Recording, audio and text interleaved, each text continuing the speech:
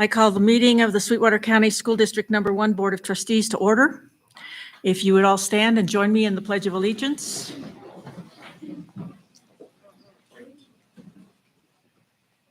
I pledge allegiance to the flag of the United States of America and to the republic for which it stands, one nation, under God, indivisible, with liberty and justice for all.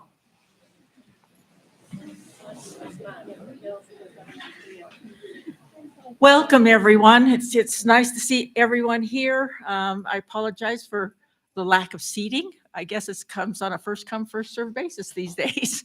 But we are very happy to be able to recognize our students and staff. And so we appreciate all of you being here. This is the first meeting in our almost completed new boardroom. So we've done some upgrades. All the buildings have been upgraded. And we felt it was time to do the central administration building. So this is the biggest part that's done. This was a priority for us to get this room done for this board meeting. So welcome, everyone. We'll proceed with the recognition. One more thing, let me introduce our student, True Ann Berg. She's a veteran, so from Black Butte High School, and she's our student liaison for this month, I should say. So welcome back. Thank you for having me. You're very welcome. We're looking forward to maybe some comments. Okay.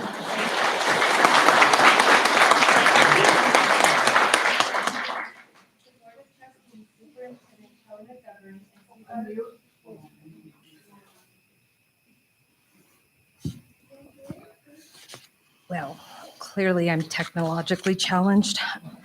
The Board of Trustees, Superintendent Kelly McGovern, and Sweetwater County School District Number 1 would like to recognize the following employees, students, trustees, and community partners. Trustees and Superintendent McGovern, if you'll please come down front, and Ms. True Ann.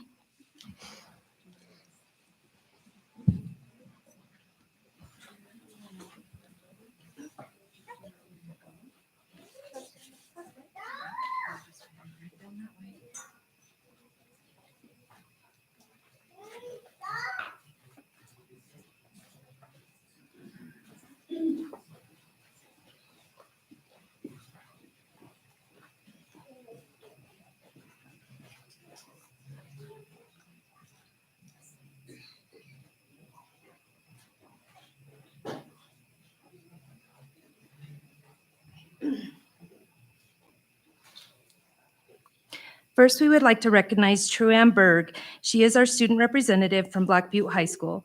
We would like to thank True Ann for joining the Board of Trustees this evening and sharing a fresh student perspective. This is True Ann's third time representing the Black Butte High School, and her attendance sends a positive message to all of the student body to become involved in a respectful way.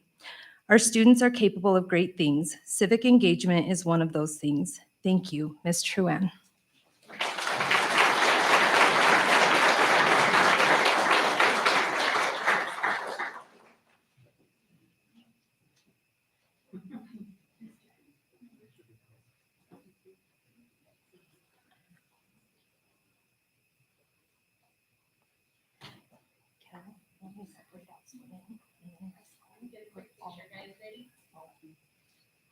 One, two, three. One more. 1, 2, 3.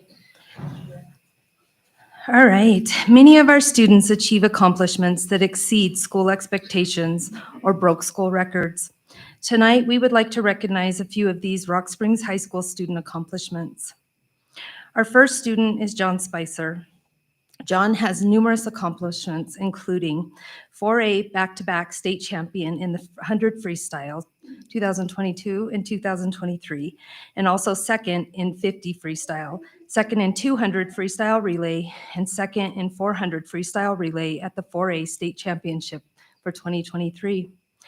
Undefeated in the 100 freestyle this high school season, 4A co-swimmer of the year along with Ethan Merrill from Cheyenne Central, WYSI Male Swimmer of the Year Award, RSHS school record holder for the 50 freestyle, 100 freestyle, and 200 freestyle relay, RSHS pool record holder in the 50 freestyle and 100 freestyle, 4A champion in the 100 freestyle, 200 freestyle, also set conference record, and 400 freestyle relay.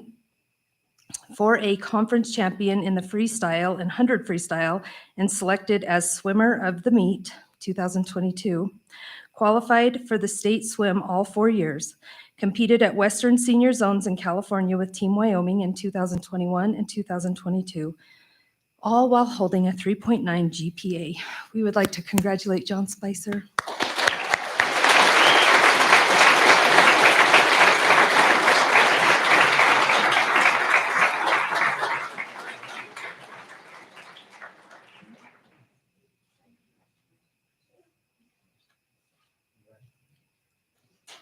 If Avery Otto and Ron DeFaw are here, I also have a certificate in recognition for both of you.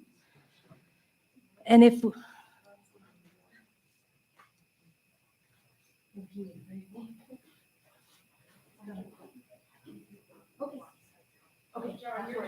on, we have more coming up. If I could have Mr. Glenn Supis and any Rock Springs High School assistant principals that are here tonight to join us in this picture, please. I see Mr. Jasmine and Mr. Stropka and Miss Hope Down Lewis. I think I just said that. I don't know. Mr. Jasmine, sorry. Hope's on her way up too.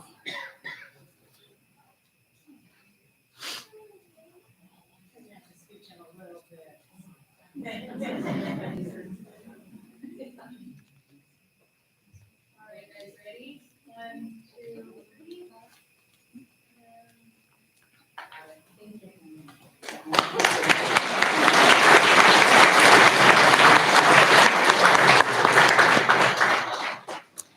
Do you guys just want to stay up there for the high school administration? Next, we would like to recognize some wrestlers. Oh, this puts a smile on my face. We would like to start with Miss Maggie Smith. She is the 2023 girls 109-pound state champion. Maggie has been wrestling since she was 3 years old. She was almost always the only female wrestler in the room. Throughout her wrestling career, she has competed across the United States as well as in 3 countries. Maggie has served in many roles and have connected her to wrestling, including athlete, coach, referee, and tournament worker. Advocating for the sanctioning of girls wrestling in Wyoming was a goal of hers. Maggie is being honored this evening as the first female Rock Springs High School wrestling state champion. Maggie committed to wrestle at Colorado Mesa University following graduation and will continue her efforts to grow women's wrestling in and around Rock Springs. She is thankful for her coaches and would like to thank everyone who has played a role in her wrestling career so far. Congratulations, Maggie.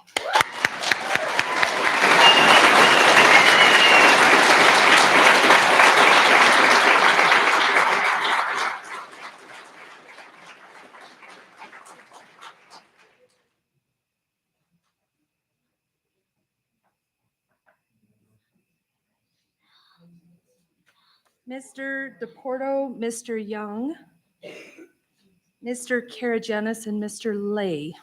Thank you, sir.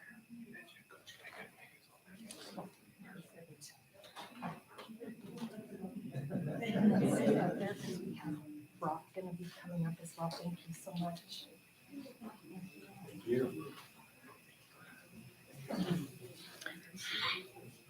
We have another wrestler we would like to bring up as well. Mr. Brock Fletcher. Mr. Brock Fletcher, 2023 132-pound, 3-time state champion. It's impressive. Brock started wrestling when he was 3 and has always wanted to go big in high school. Brock's biggest goal is to be the second 4-time state champion in Rock Springs history. He won many Rocky Mountain National tournaments and is also a 3-time All-American for Team Wyoming. Brock believes it is very tough to get to where he is in wrestling. He credits hard work and determination that has put him in the right place to achieve what he has. Brock's biggest goal is to have his coaches there when he wins his 4th state title. We would like to congratulate Brock Fletcher.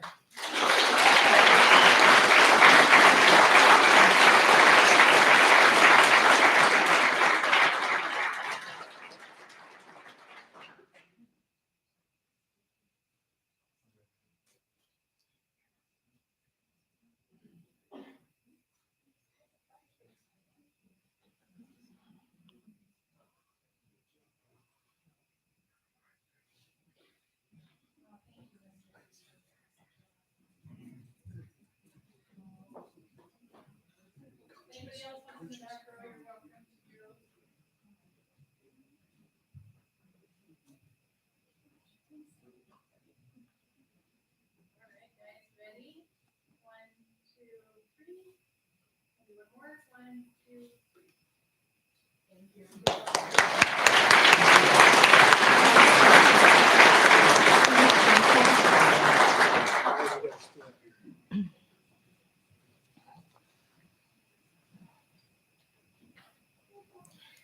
The Make-A-Wish event recently completed its fundraiser, and many schools, businesses, and community members supporting this cause. Make-A-Wish allows children battling critical illnesses to build the hope and strength they need to fight harder and see the impossible become possible. This event is also a contest that has formed a tradition between Rock Springs High School and Green River High School. The idea is to be the school raising the most funds with an even larger goal of helping the greater good and honoring a child's wish. Together, the student councils of both schools partnered to rally their local schools and community to take part in the event. The Rock Springs High School Student Council Make-A-Wish raised over $36,214.21 this past year in collaboration with the efforts of Green River High School of $26,315.45. We are proud of Sweetwater County and the local support for Make-A-Wish and also these student leaders that were catalysts for this cause. We would like to congratulate Hudson Gardner, Student Body President.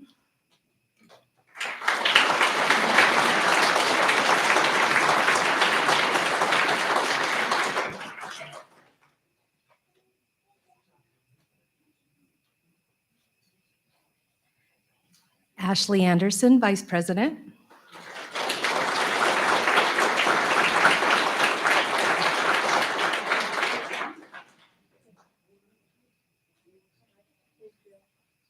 Mia Spicer, Secretary.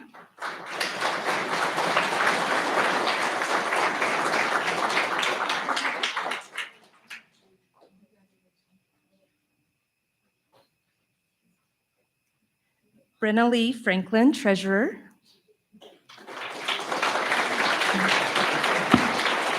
And Ms. Hadley Banks, Public Relations Officer. Okay. And Ms. Amberly Beardsley, the Student Council Advisor.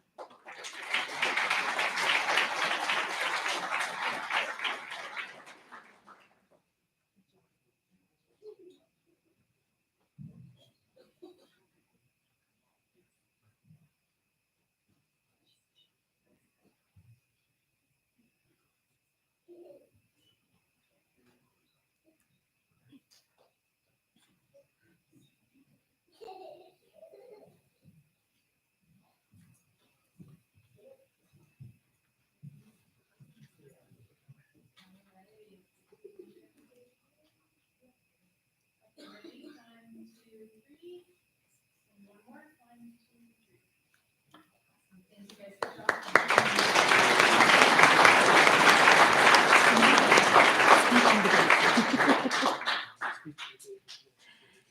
Next, we would like to honor Speech and Debate, National Speech and Debate Qualifiers. Our 2023 qualifiers for the National Speech and Debate Association National Tournament in Phoenix, Arizona in June. So far, Skylyn Harmon, Black Butte High School student.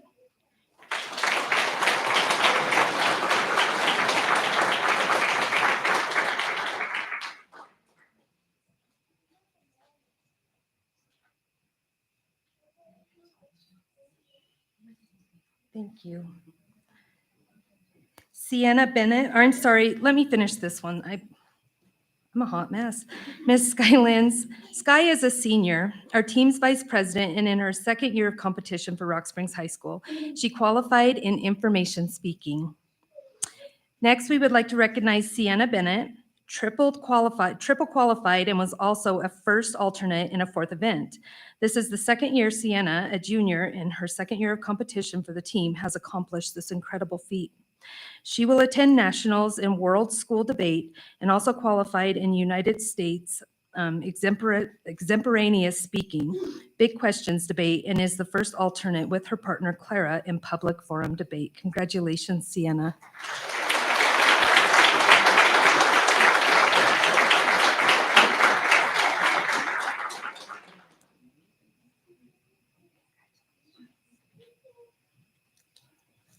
Next, Dawson Fatten, double qualified for the second year in a row. While he qualified in both humor and drama, he prefers to laugh rather than cry, so he will compete in humor. Dawson is a junior in his third year of competition for the team. He has qualified for nationals every year so far. He has also qualified for the National Individual Events Tournament of Champions in Minnesota in May. Congratulations, Dawson.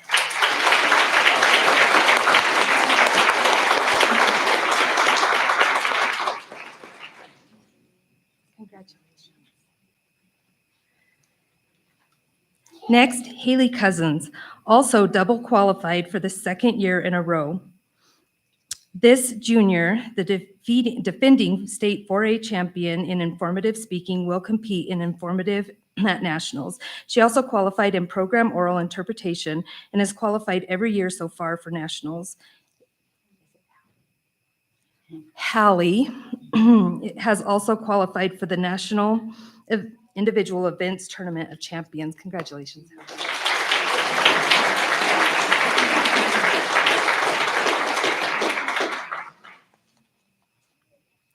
Clarine Lusmore, a sophomore, double qualified in international extemporaneous speaking. I cannot talk. Extemporaneous speaking in World Schools debate. She and debate partner Sienna are the first alternates in public forum debate. Good job.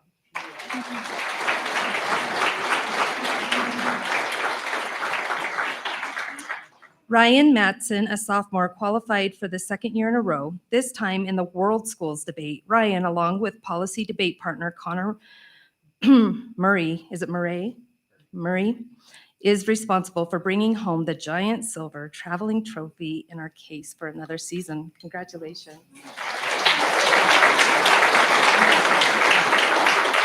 We would also like to recognize coaches Heather Lusmore, Jacob Webb, and head sponsor coach Stephanie Cousins.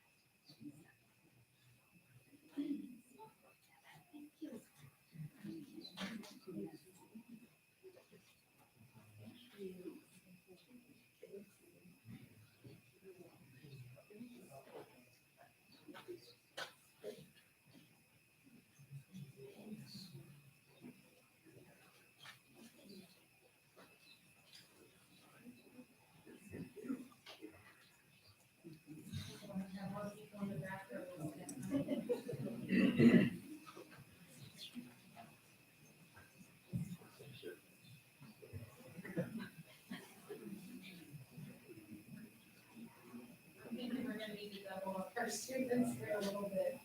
There we go, perfect. Got a big Zoom.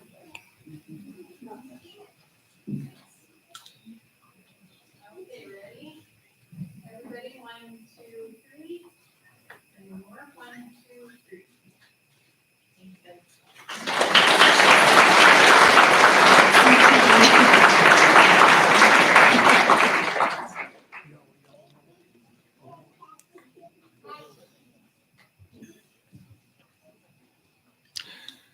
Next, we would like to recognize career and technical education.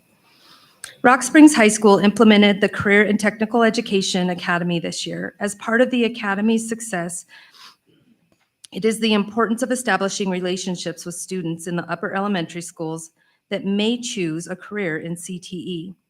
This evening, we would like to recognize the efforts of some of our teachers for their efforts with little skills and introducing the love of career technical education in all students, and for the fifth graders at Pilot Butte Elementary and Eastside Elementary. The Little Skills program teaches a project to our upper elementary students and invites their families to participate. This innovative idea stemmed from our teachers and has been a huge success. We would like to thank the following teachers: Mr. Cody Parentoni,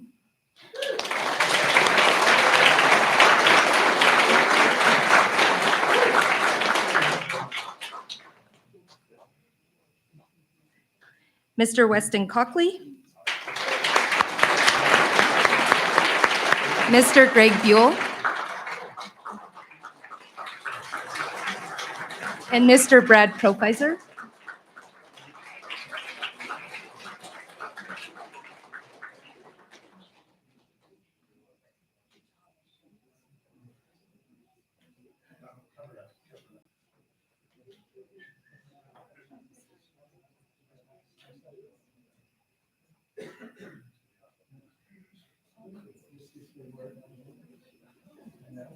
This is why I start stumbling over.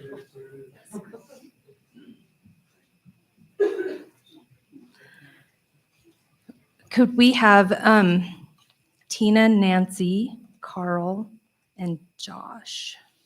Are they here? Miss Searle, Dr. Wells, Miss Torstenbow, Mr. Macy, Marcy, Macy. It's just the way it's going today. He told me this earlier. It's Macy.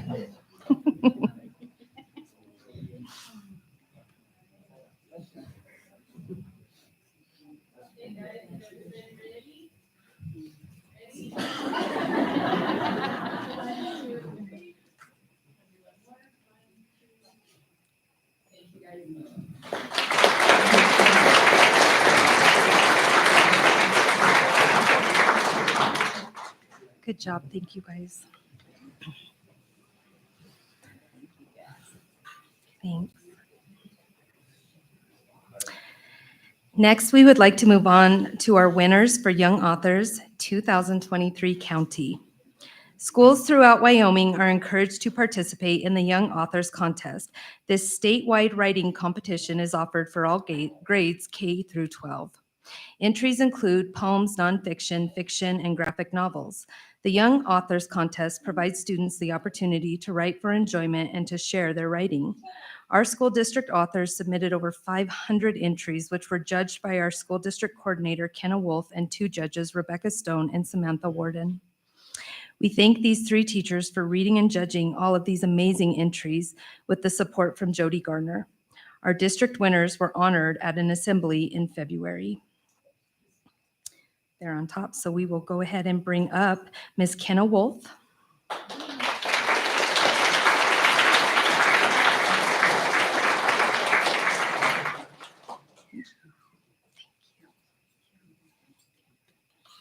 Ms. Rebecca Stone and Ms. Samantha Warden.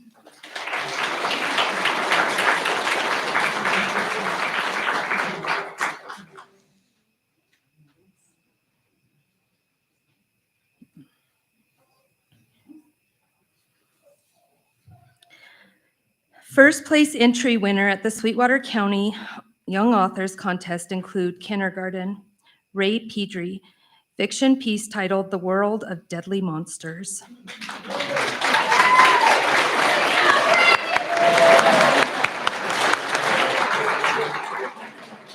If Miss Mariah Smith would like to join up here.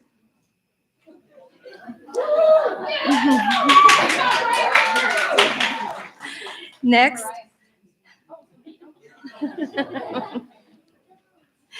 Thank you. Next, Weston White, nonfiction piece titled My Dog Harley. And if his teacher, Miss Sean Pyre, would join. Oh.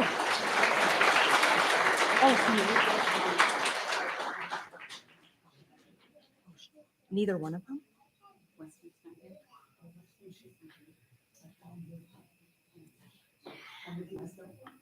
Yeah. First grade, Leela Nellis, nonfiction piece titled My Week with My Cousins. Would Miss Candace Foster come up?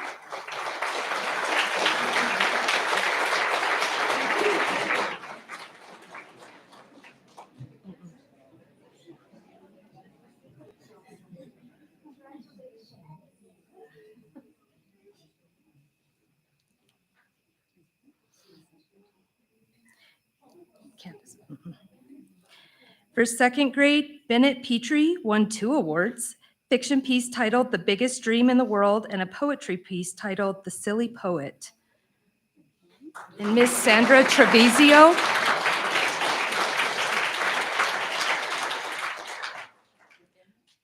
Rosalind Hurd, nonfiction piece titled Cameron's Story.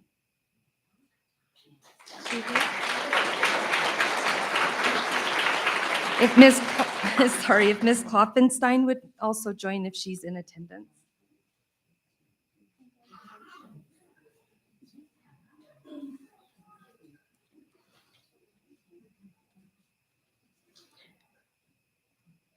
Briella Hardinger, graphic novel titled Chase's Crazy Adventure. If Miss Rachel Allen or Ungren Allen would also come up if she's in attendance.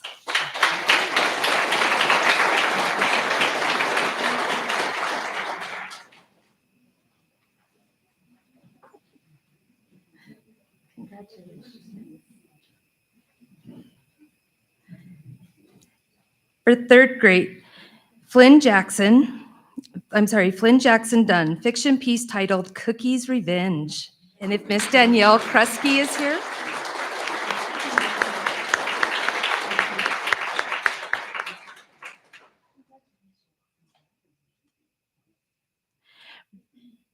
Brady Homer, nonfiction piece titled What Happens in Gymnastics.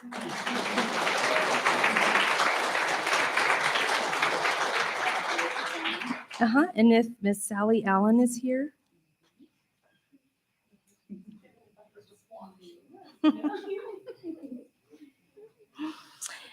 Raymond Brown, poetry piece titled My Collection. Miss Deborah Stainbrook would come up.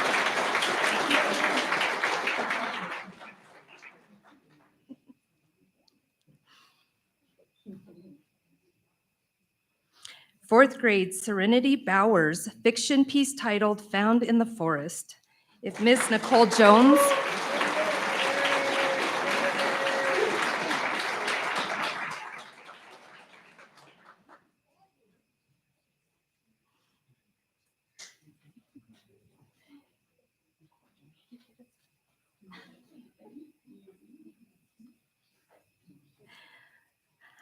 Aaliyah Bruns, nonfiction titled Softball. And if Miss Jasmine Garcia would come up.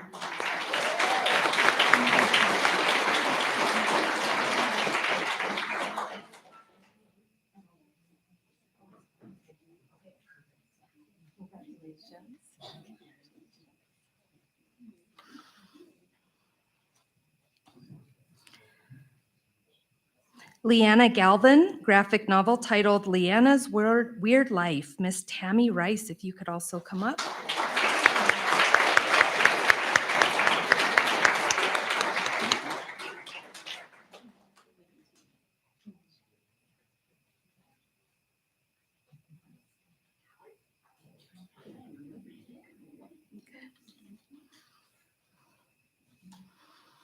Santos Rivas, poetry titled Winter Fun. And if Miss Lorna Bath is here.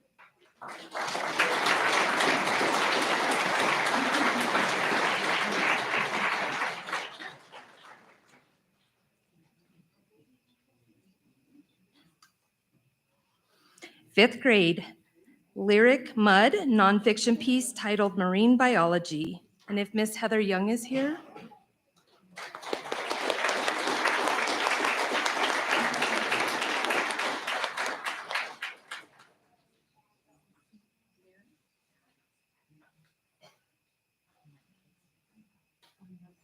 Sixth grade, Naya Crosby, fiction piece titled Dragon Princess.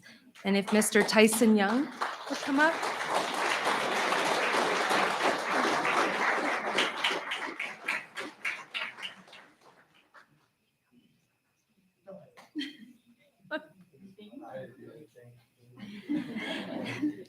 Miss Sadie Moreno, nonfiction titled Surgery in Seattle. And if Miss Cassidy Brown is here to join us.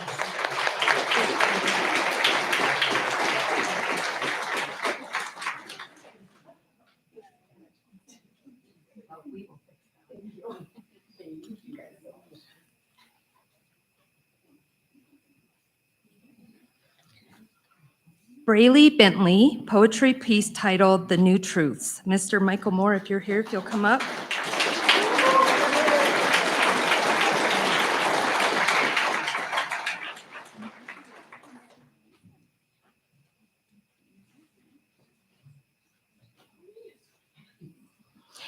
For seventh grade, Ricklin Bates, fiction piece titled The,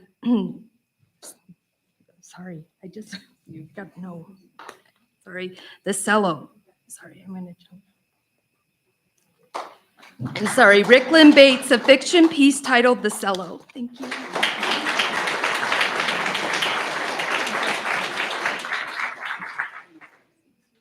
If Miss Darcy punches. Okay.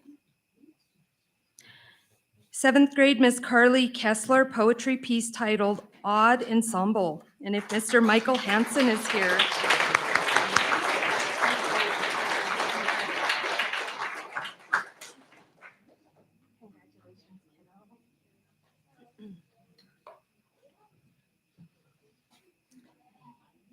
Eighth grade, Rochelle Rodriguez, poetry piece titled Filling the Words from a Page to a Heart.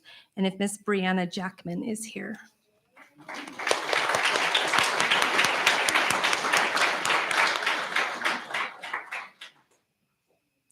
Freshman Natalie Mitchell, fiction piece titled The Darkness Inside of Me. And if Mr. Daniel Person is here.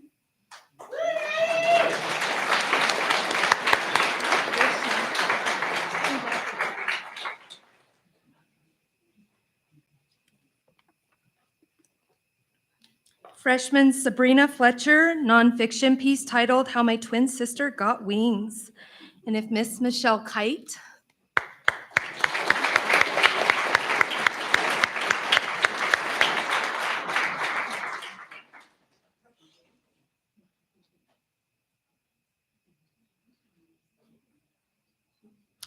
Laura Ramos, poetry piece titled Memory Album.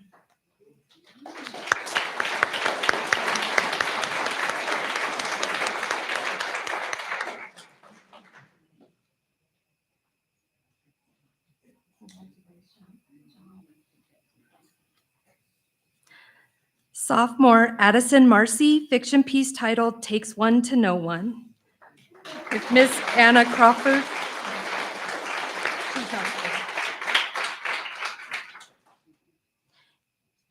Yes. Yes. Do you want to?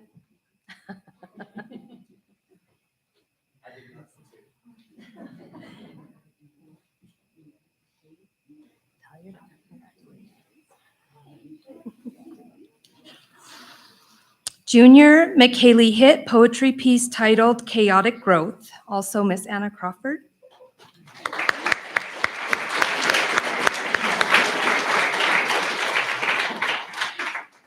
Seniors, Nikisha Perez, fiction piece titled Fantasies Arise in Dreams. Miss Whitney Anderson.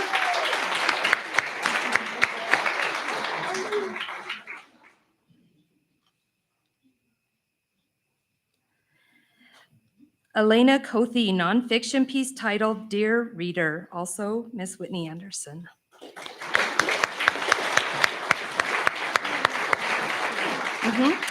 Elena Kothe, also graphic novel titled Internal Beings. Timothy Campbell, poetry piece titled My Beautiful Mess of a Mind.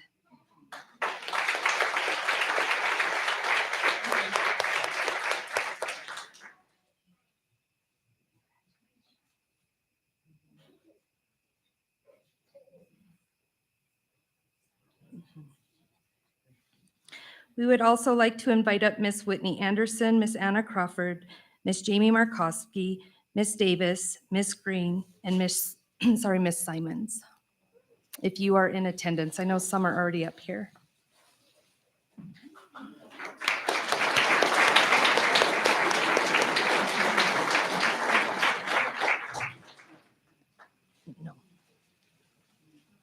No.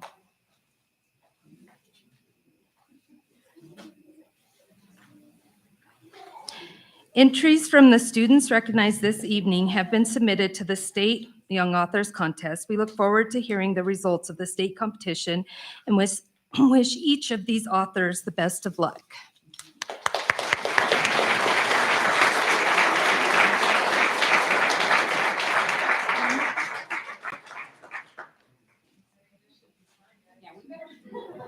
We'll have some of the, yes, like them, we want some of the younger kids to come up here, guys. We're gonna take a picture, see if we can do this better than the high school. There you go. Right there. Just make sure everybody peeks around. We got our room right there. You can right, that's what I'm talking about. Down there. Yeah.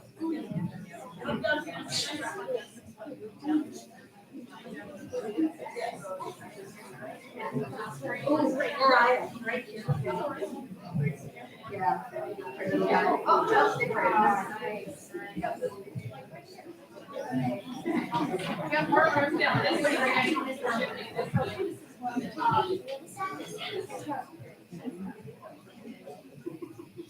Did they get it?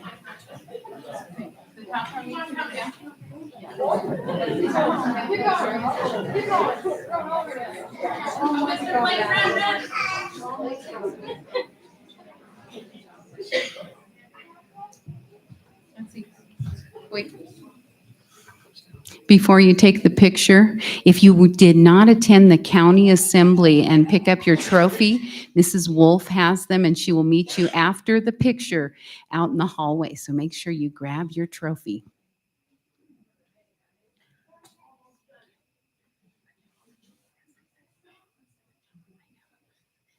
Okay, ready? 1, 2, 3. Couple more. 1, 2, 3. Nice. Fingers on the head.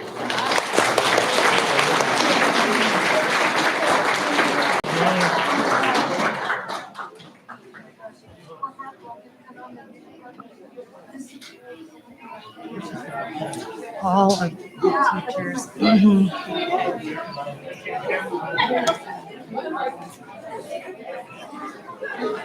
In a choking mess, I did not mean to say cello. It was cello. Hmm. I did. Yeah. We would like to honor the following staff members that have been with the district for 25 years.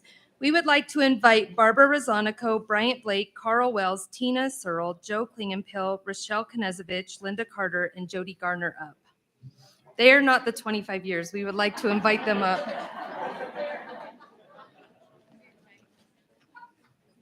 Because they're your employees.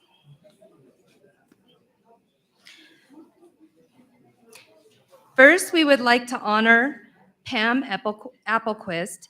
She's been a member of the Farson Eden Pronghorn staff starting as a substitute aide and continuing her career as an aide for kindergarten and first grade.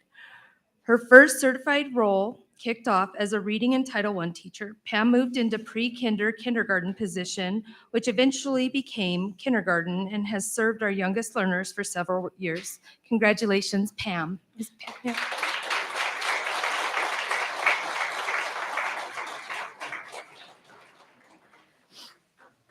Next, we would like to recognize Lorna Bath. She started her career in Sweetwater 1 as a 2-3 combination teacher in Superior. After 1 year, she transitioned to third grade at North Park Elementary, where the school out north became her home for students. Lorna shifted schools one more time in 21-22, where she resides as an East Side Eagle and soars daily with her students. Lorna is a former Teacher of the Year with a passion for science that is contagious. Congratulations.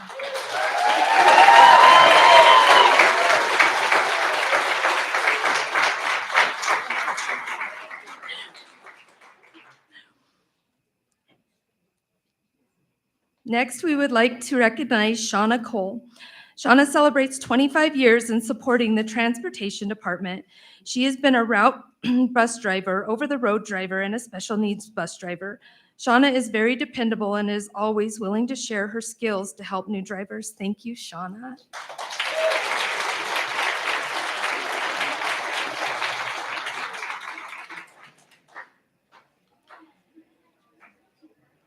Ms. Sherry Coomer began her Sweetwater 1 career as an art teacher at East Junior High and the Alternative Junior High School.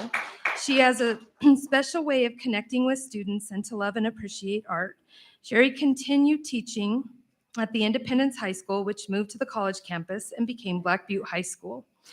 Sherry is a former Teacher of the Year and continues to be a role model for other teachers on the importance of establishing positive relationships with students. Congratulations, Sherry.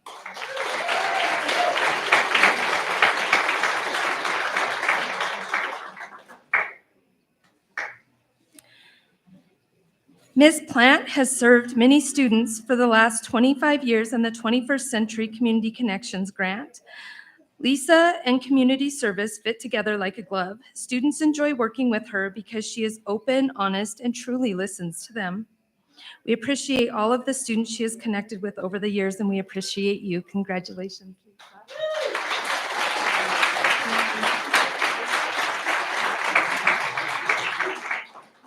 Next, we would like to recognize Dawn Scores.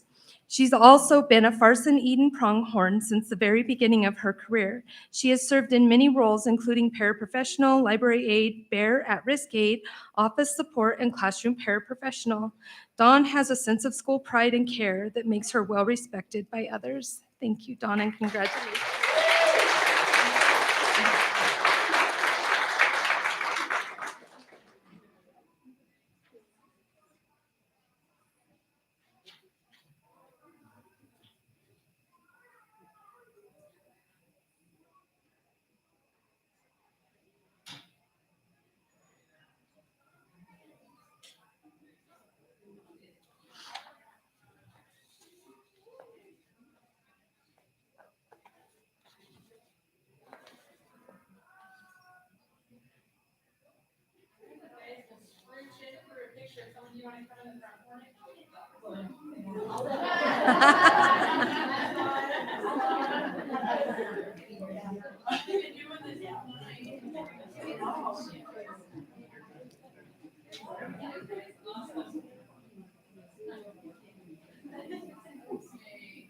Ready? 1, 2, 3. Do one more. 1, 2, 3. Good job, guys. Thank you.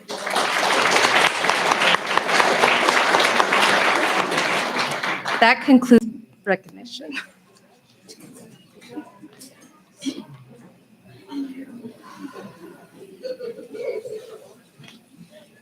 When you see cell and then there's an elephant and you say awesome.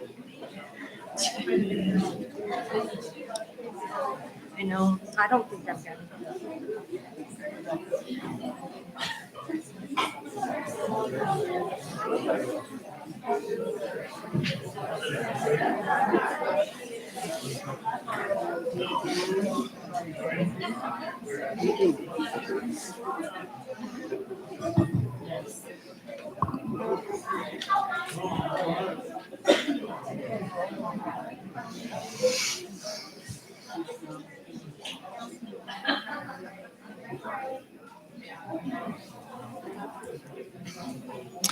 Thank you so much. It's so great to see so many students succeeding and actually excelling at what they're doing, the writing, the sports.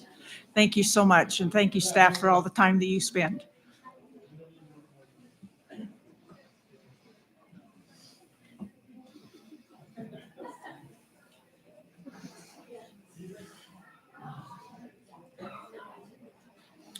Okay, we'll move on with the meeting. Mrs. Spicer, would you conduct the roll call, please? Mrs. Cochran. Mrs. Schumacher. Mrs. Summers. Here. Mrs. Thompson. Here. Mrs. Wood. Here. Mr. Wright. Chair Jellicoe. Here. I would entertain a motion to approve the agenda, and please notice that it does include some addendum items. I'll move that motion. It's been moved by Mrs. Wood. Is there a second? Second, Mr. Wright. All in favor, please say aye. Aye. Opposed by the same sign. Motion passes. Item number 3 is an addendum item. It's a recommendation to accept the resignation of trustee Kari Cochran as the clerk of the board and to reorganize for the clerk position. I want to read in part the email that Mrs. Cochran sent to me after the last meeting. So as you know, dear Chairwoman Jellicoe, as you know, I have recently experienced the life-altering tragedy, the loss of my son, Joran. Joran and his experience in the school district was one of the main factors in my decision to run for school board. I have notified both you and Superintendent McGovern that I would like to resign my position as clerk on the board. I am not resigning my general seat as a trustee. While I appreciate you being willing to give me time to make this decision, I do not need time to reconsider. Please accept this as my formal resignation of my clerk position. I look forward to electing a new clerk from our current trustees and continuing in my role as a school board trustee. Best, Kari Cochran. So I would entertain a motion to accept Mrs. Cochran's resignation as clerk. It's been moved by Mr. Wright. Is there a second? Second. Second by Mrs. Schumacher. All in favor, please say aye. Aye. Opposed by the same sign. Motion passes. Okay, with that vacancy now, we need to fill that vacancy. So I would entertain a motion for nominations for the clerk position as part of the board reorganization.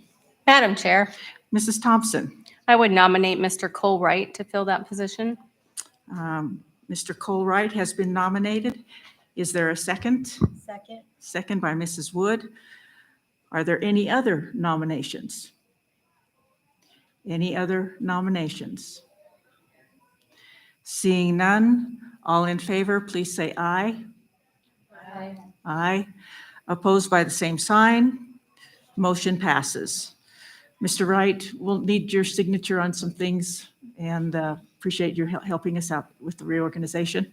And there's also a resolution later on that will address that. Thank you. Item number 4, we'll now suspend the board meeting and open the public meeting.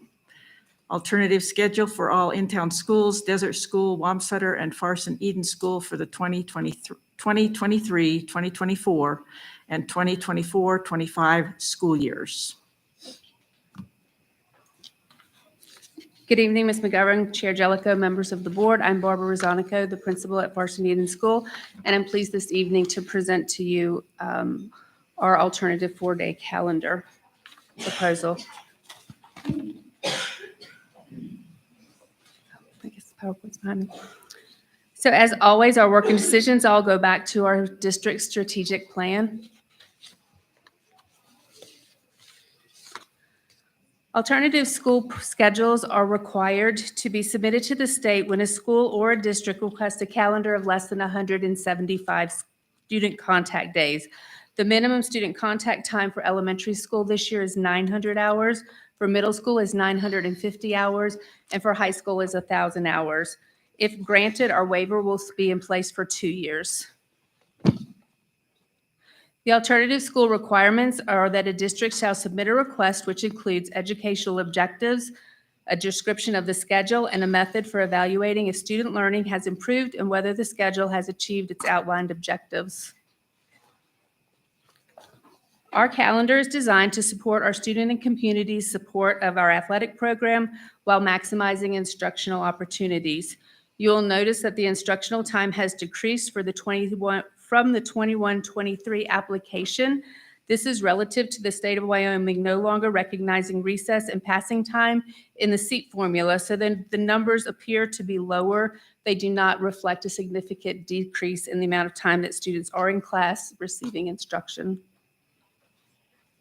This slide represents our 23-24 school calendar, and the following slide, the 24-25 school calendar.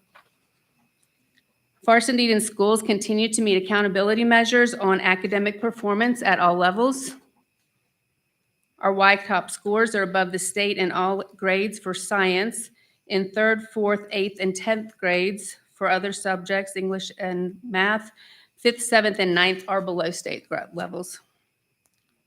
Our ACT scores are back to pre-COVID achievement levels, and we continue to celebrate 100% graduation for the past 6 years.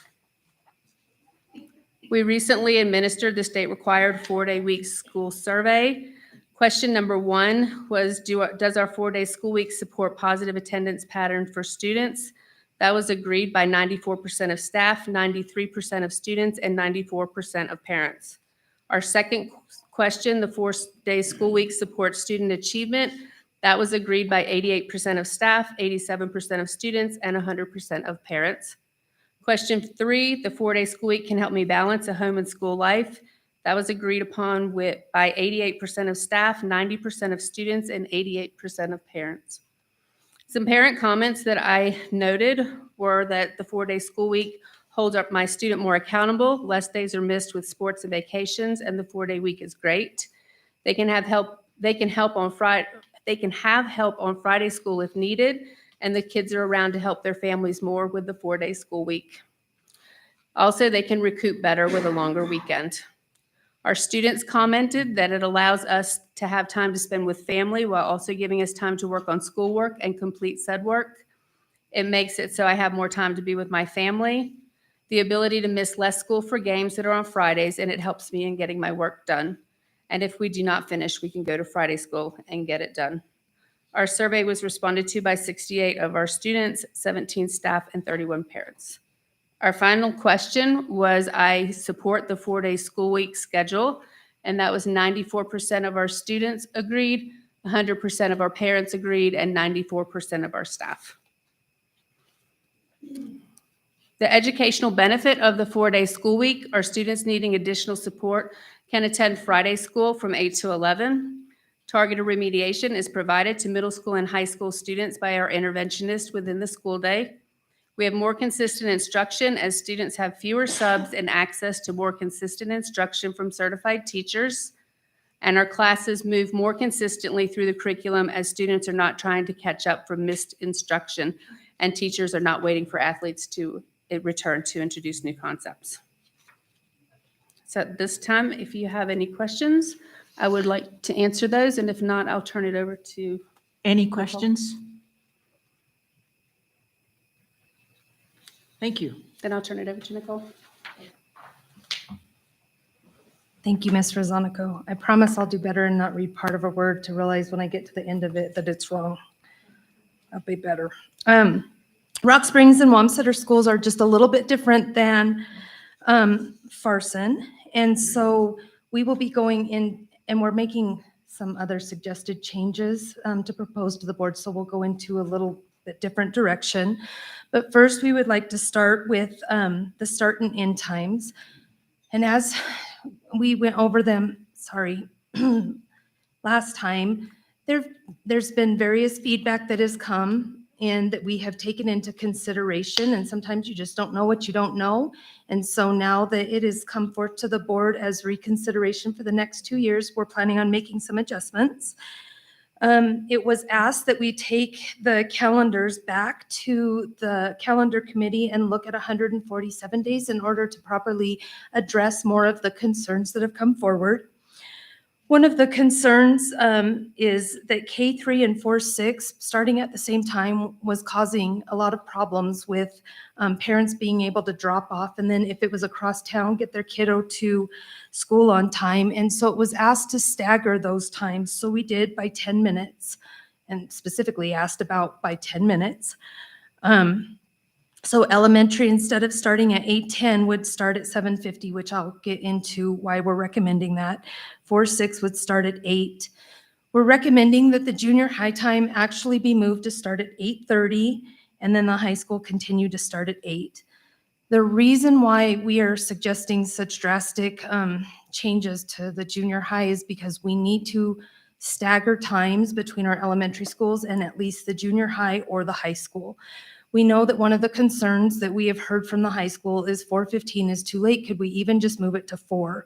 And if we start high school at 8:30, it's going to move that time even later. Whereas the junior high, we had some more flexibility and their day would be extended by 5 minutes. Or the end of the day would be extended by 5 minutes. The reason why we're not recommending that K3 start at 8:40 is because it would move their time of getting out so close to the other schools that are getting out. It would undo all of our busing and ability to tier routes in the afternoon, which the afternoon, because of after-school programs and different things, there is a significantly higher need for busing in the afternoon. So it would essentially create some of the concerns we've had in the morning right now. It would just move all those concerns to the afternoon plus some. We did check, Ms. Rochelle Knezovich worked very, very hard on just giving rough draft bus routes for me to kind of look at, and they would not start any earlier than they do now, even though the elementary time is starting a little bit earlier. And the reason is because we're able to provide more busing with the tiered routes. We can make the routes shorter and they won't be as packed. Does that make sense?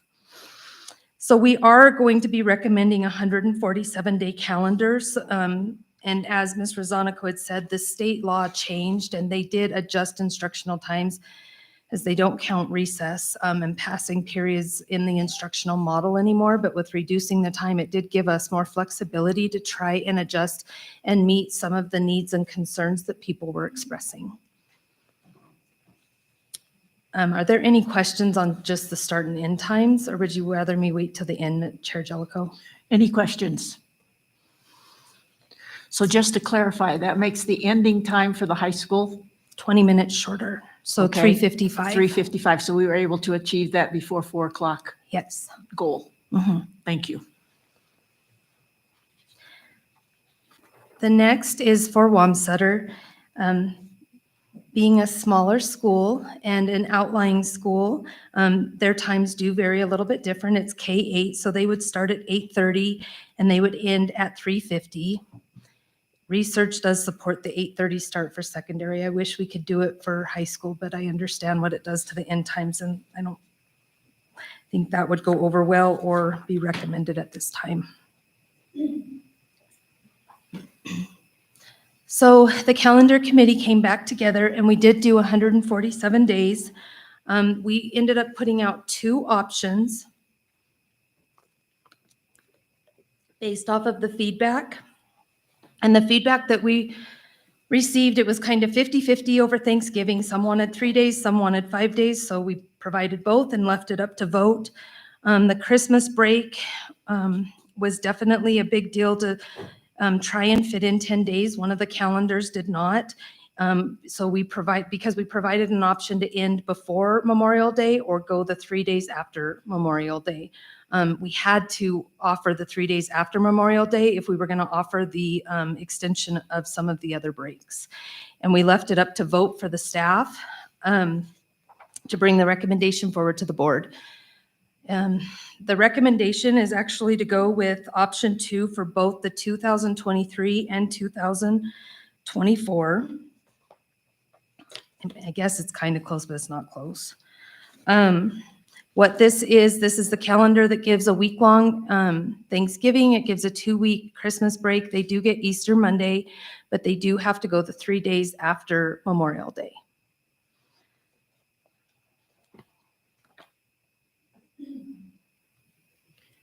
Any questions on that? So it appears that maybe it was a myth that people, we wanted to find out, people wanted to be out before Memorial Day, and they've chosen a calendar that is 3 days after Memorial Day. So I don't know what people, their preferences are when they're voting, but based off the feedback and the calendars we built the first time, the votes came back completely opposite than what the feedback was. So I thought option 1 would go through this time and the votes completely flip-flopped. So honestly, I think it's just a give take, and they may not like one aspect, but they really wanted another. So I'm in shock, because I think I even told the calendar committee, option 1's going to be voted for, because that's what they did last. It just flip-flopped. So I have no idea. well, and this is a decision that we totally leave up to the staff. Yeah. So. Yeah. Thank you. Yes. All right, so the goals for the 4-day week and the alternative calendar for in town, we had 4 main goals. The first was to provide professional development opportunities while limiting teacher time out of the classroom. We wanted to provide more blocks of uninterrupted collaboration time for all participants to attend and analyze data and plans, so PLC. But in turn, this could increase planning time in the classroom as well, which teachers had expressed a need for. We're working on any strategy we can to recruit and retain teachers, and in the end, increase student achievement. Why? Because the research, some well, I guess it depends what you Google. If you get the actual research from the databases, really the one thing that is the constant is good teaching is good teaching is good teaching, and it's quality that makes the end result. You could have a teacher that teaches on a 4-day week and a teacher that teaches on a 5-day week with all the time in the world, and it's the quality that will determine the outcome for the kids. So in hopes of providing the things that our teachers need, you know, being in the classroom, so giving them a time out for professional development as much as we can, the collaboration time, and then being able to really plan around data, the end result is to increase student achievement. We went ahead and gave our survey at the end of last year to guide going into this year because we had asked for the 4-day week earlier. So we'll start with these. We will give this at the end of every May. So, but we asked for the 4-day week because the student survey, we only had 138 students, 712, that actually responded.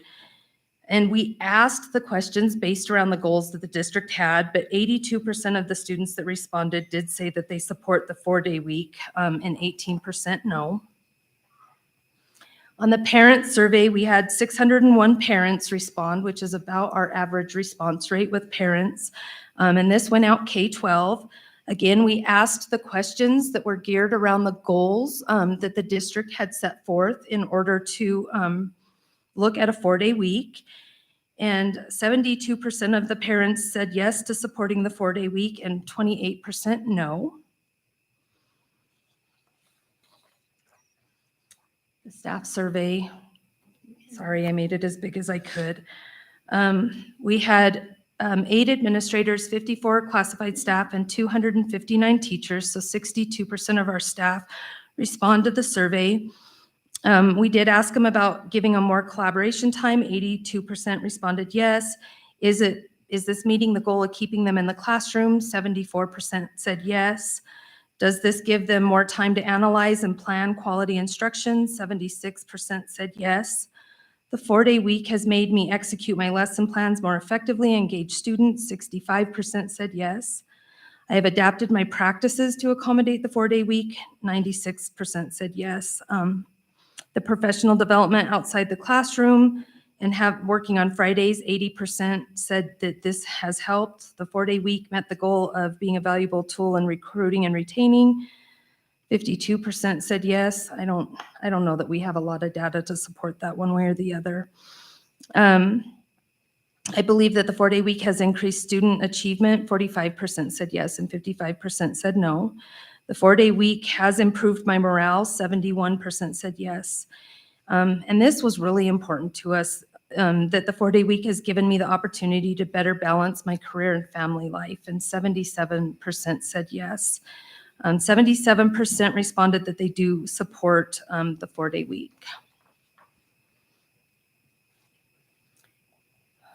We do have Rock Springs High School graduation rate increased slightly, but as you can see, there's lots of changes being implemented to improve this. It's stayed pretty much across.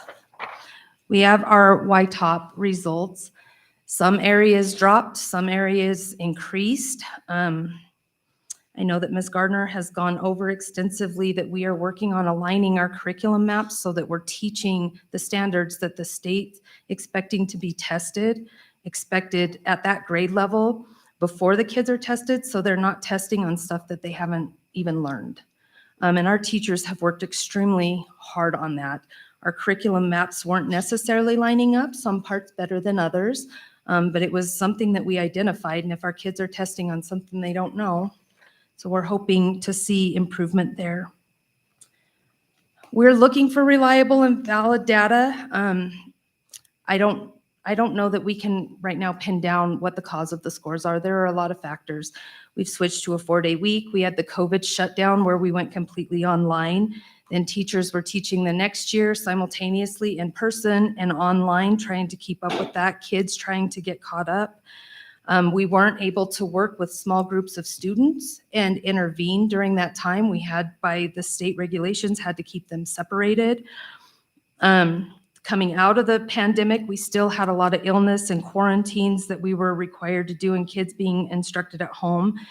There is a huge COVID learning loss gap that we are all fighting to close, and I do think that we are making progress.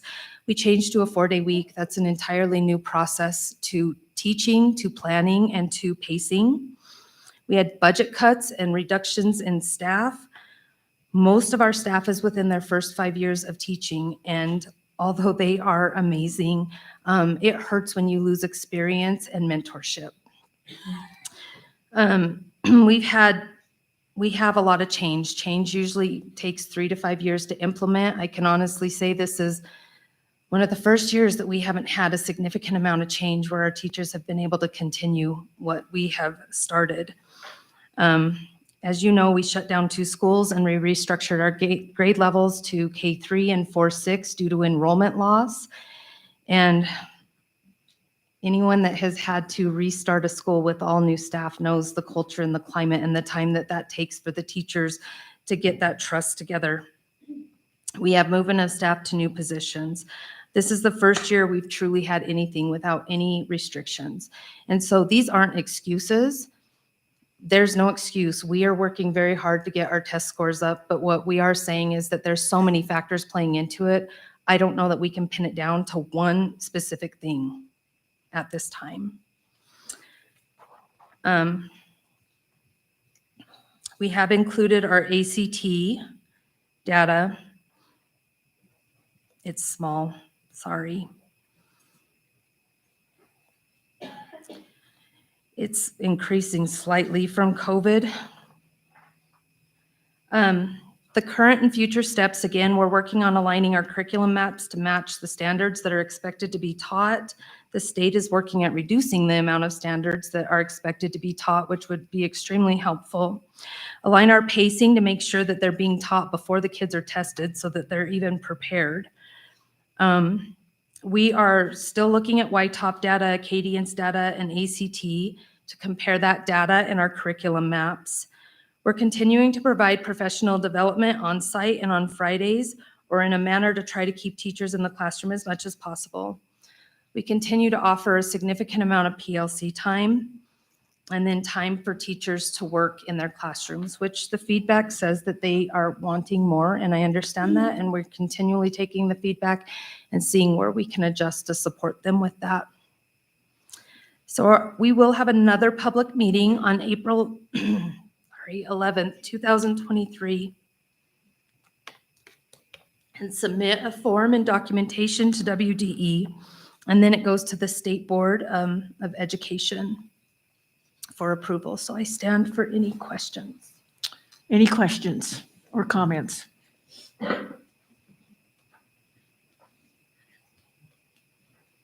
I just want to make note of the April 11th date. That is our regular meeting falls on Easter Monday. So we have moved that meeting to the Tuesday, and that's why it's April 11th instead of April 10th. Okay, thank you. Thank you.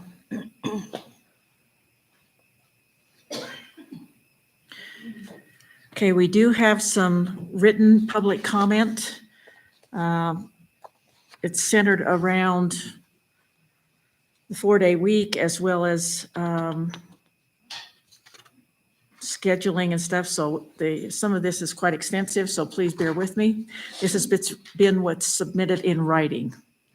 From Kristen Ryan, who is a parent. Please keep the 4-day school week. I have 2 special needs children, and the 3 days off has been so beneficial for them. They are excelling in school. 5 days a week is just too hard on them. Rochelle Rawlings Carroll, who is a staff member. Dear Sweetwater Number 1 School Board, Superintendents, Administration, and City of Rock Springs, Wyoming.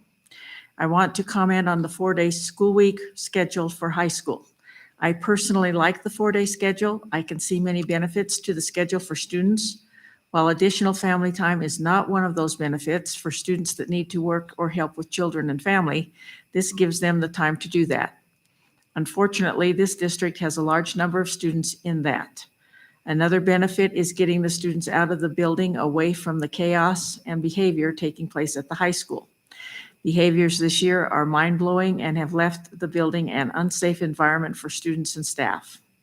Students suffering from anxiety, depression, and mental health issues are not a focus. Right now, I have a class where 4 badly behaved students control the learning environment. The remaining 23 students are victims every class period. I consider myself a victim of their behavior. The halls are overcrowded. The language has reached the height of vulgar, abusive, and sexually exploiting. The less time students spend in this environment, the better. Administration, staff, and resource officers have no answers and no control over the behaviors we are dealing every hour that we are in the building. It is unsafe for students to use the bathrooms where up to 35 students will cram in to watch and encourage a fight, vaping, and again, sexually explicit activity. One only needs to visit social media or ask any student to know the truthfulness of this. It is fact, not fiction, whether this community wants to admit it or not. In all honesty, I am amazed that the reports haven't made more of an impact in ensuring the safety of students and staff.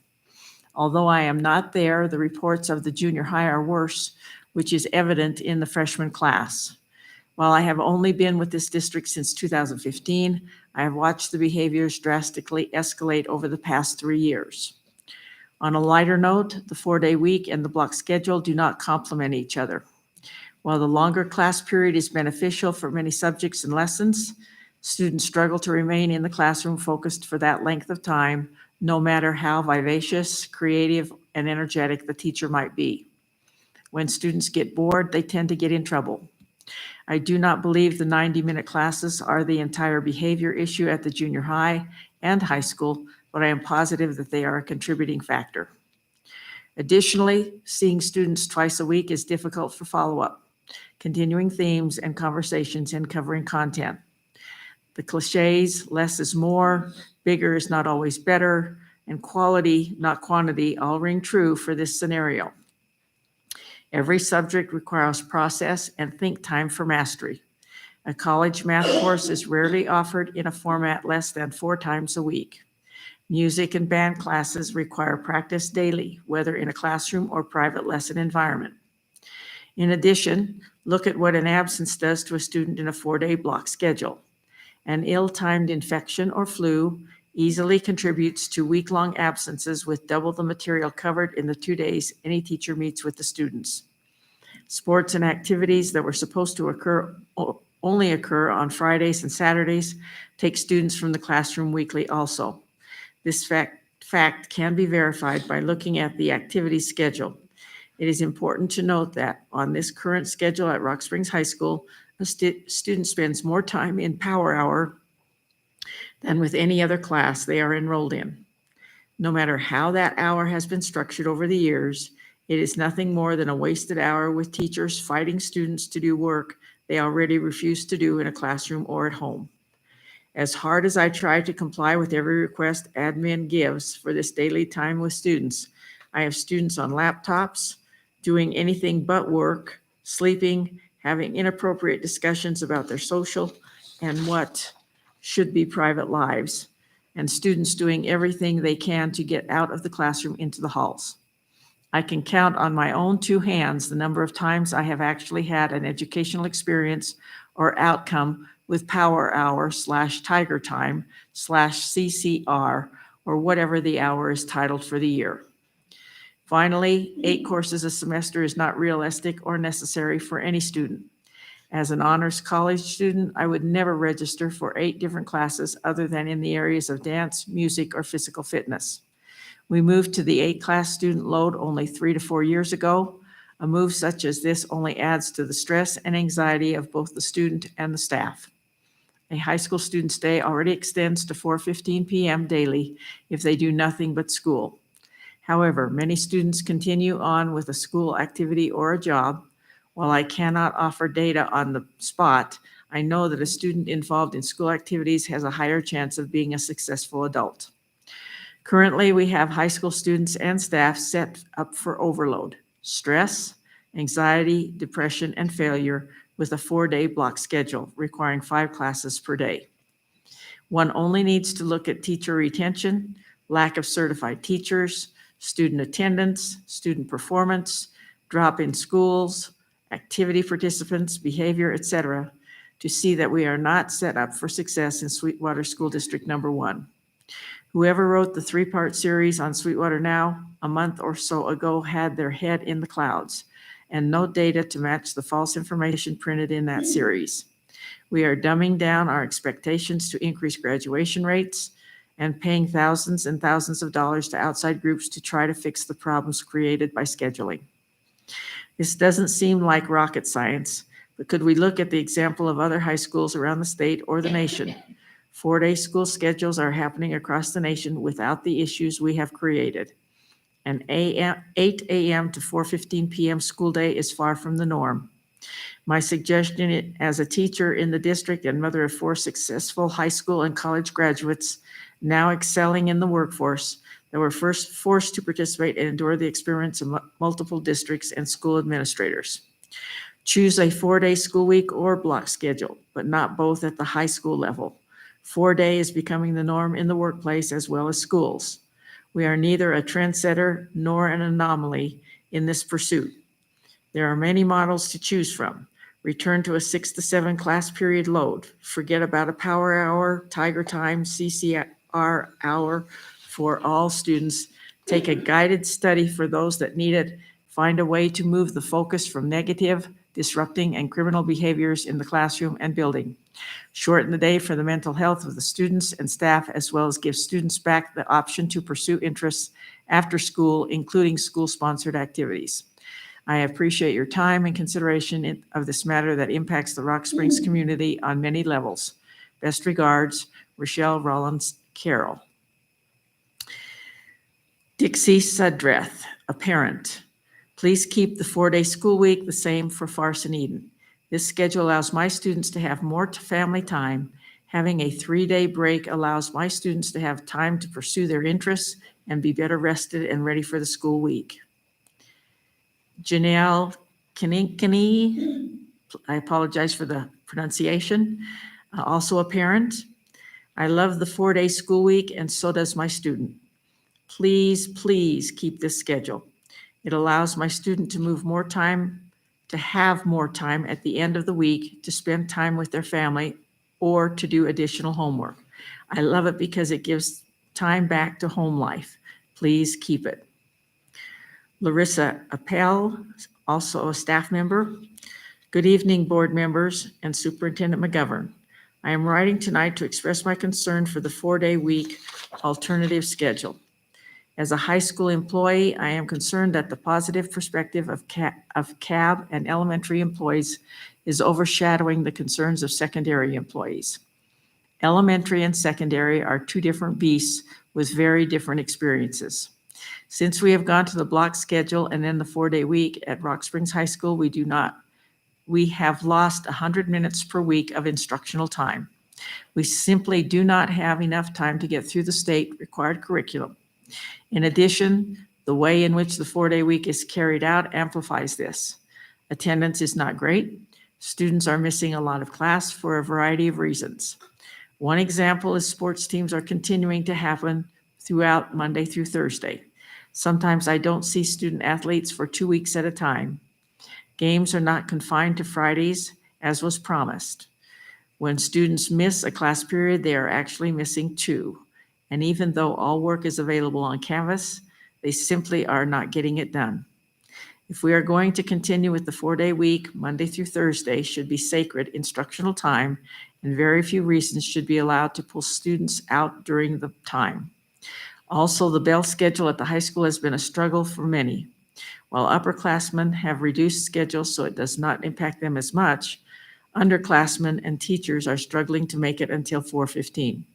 It is simply too long a day. Everyone is tired, unable to stay engaged for that long, and hungry. It's a long 4 hours from lunch to the end of the day. I believe many people would rather go an extra week in June and get out earlier each day. Why is that not an option on the table? I'd also like to speak to the every other Friday teachers must work. It is not a true 4-day week if teachers have to work on Fridays. So far, the last 2 years, teachers' time has not been used wisely on those professional development days. We only get 2 hours of classroom time, never more. And then we are forced to sit in poorly planned meetings that do not help us in our day-to-day operations. More often, they are time-wasting meetings because our leaders don't know what to do with us but are too afraid to let us be in our rooms, where we could be doing the important work we need to get done. If we have 3 hours of PLC during the week, we don't need another 3 hours on Fridays. It's overkill. Why not only have teachers work one Friday a month?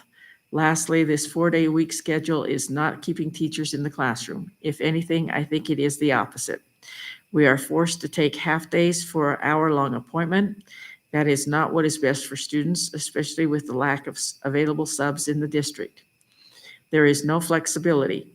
Before this schedule, teachers could get 3 and 4 o'clock appointments after school, but now we can't get out of the building before 4:30, and most dentist and doctor's offices are not open on Fridays, so we are forced to take more time off.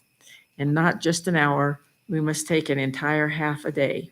If we are contracting subs through Elwood and paying them hourly, why can't teachers take off individual hours? As you can see, there are some systemic issues that need addressed. Since this is a time when decisions and changes are being made, I believe there should be more options considered and out-of-the-box thinking on the table to address these needs. I respectfully request you do not move forward with a decision until all these concerns are considered and it can be shown that the scheduled options presenting are addressing them. Thanks for your time and consideration. Jonathan Presho, a parent. My son and I both prefer the 5-day week. It is more conducive to learning and the retention of knowledge. Also, we would love to see a school year which begins after Labor Day. Thank you. Heather Dean, a parent. I am in favor of continuing the 4-day school week. I feel that this has benefited my child greatly.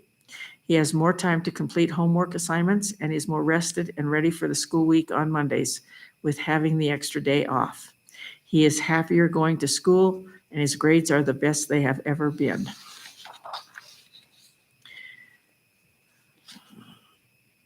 Kristen Fitzgerald. Also a parent. I want to keep the 4-day school schedule and times. I have a child with a compromised immune system, and this schedule has been very beneficial to her education and getting the rest she needs to be able to stay healthy. That concludes the written public comment. Is there any in-person public comment?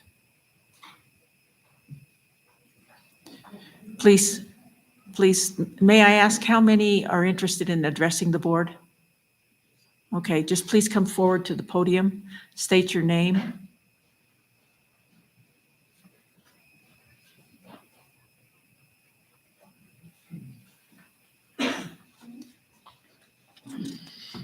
Hi, my name's Jennifer Baird. Hi, board and superintendent. So I am a parent and I'm here for the behalf of the kids that ride the town bus out to Farson. We have many pros why we choose Farson for our children. One of them is small class size. My little first grader is excelling off the charts on all of her test scores. My 5th grader is not the best student, so he's getting that one-on-one with his teacher in a class full of 11.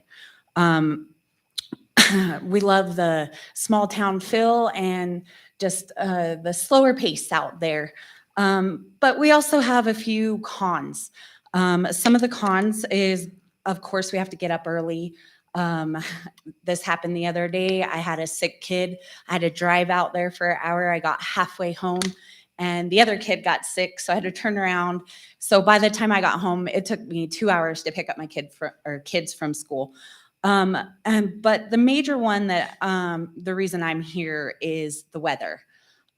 We all know that we experienced that big snowstorm the other day. Hold on, let me get back to where those roads are dangerous. let me tell you what happened and why I'm actually up here.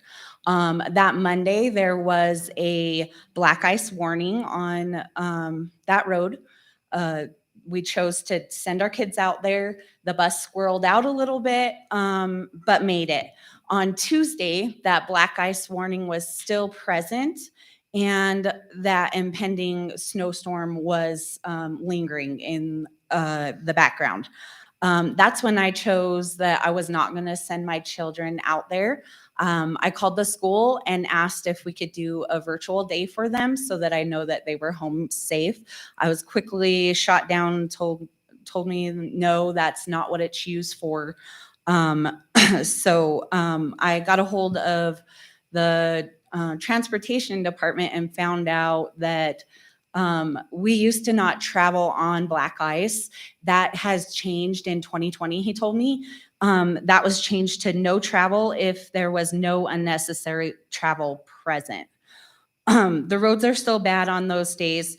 That's exactly why we have this technology, to where we can allow for those virtual days for the safety of our students on those days.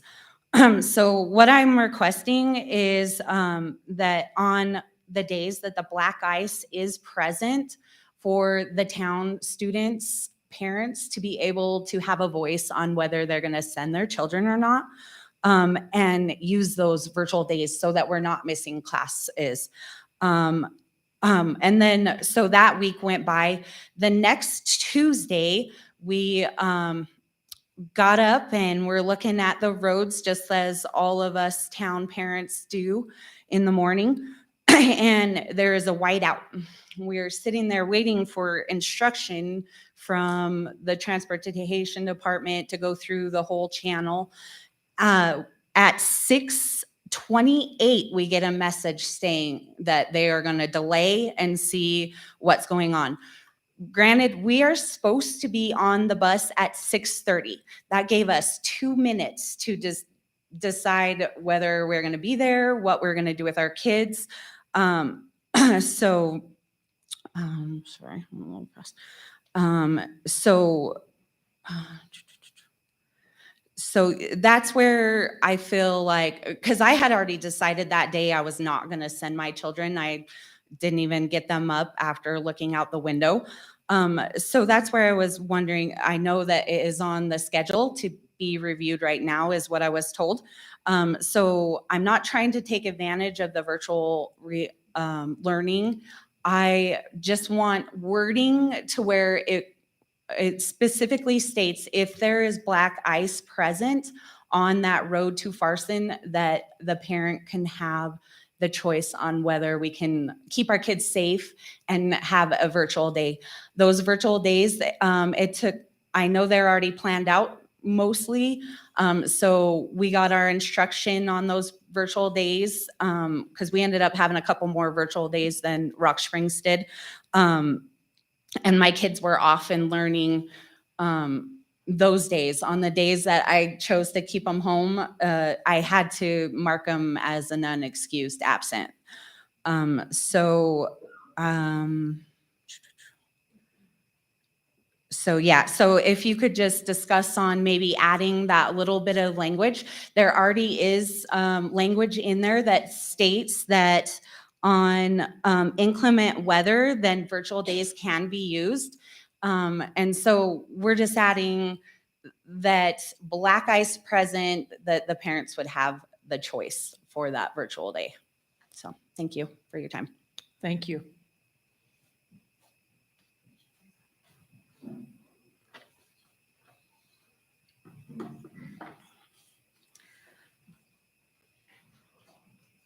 Sorry, I get nervous talking. Okay, I'm Sherry Gibbons. Excuse me. I have 5 kids in the district. I am here to talk about the 4-day school week. Sorry, I'm shaking so much. I have a 2nd grader, 3rd grader, 6th grader, 7th grader, and 10th grader. So in almost all the levels, young elementary, older elementary, junior high, and high school. I've seen a lot of pros and cons to the 4-day school week. I was one of those parents who was very much in favor of the 4-day school week. When it was being voted on, at that time, I was a stay-at-home parent. So I could see a lot of good in that, where my kids would be home with me on Fridays. I would have time to teach them the things that I felt were important that were not being taught in school. And I simultaneously knew that those who are working parents or single parents would have a very hard time with that schedule. As life happens, things change. And I started working about 2 years ago. So throughout the 4-day school week, our family has actually had 2 working parents the entire time. For my high schooler and my junior high kid, I talked to all of my kids about this to get their input. And both of my older kids were very much in favor of the 4-day school week. There were some drawbacks. They said that it was very stressful, feeling like they had to really cram a lot of content into a short amount of time, and that their teachers have said that to them before, that they are just have to work extra hard to get through all the content. But my oldest does a lot of activities at the high school, and it has helped her to not miss quite as much class time, to have those Fridays off. She also likes it for being able to do homework.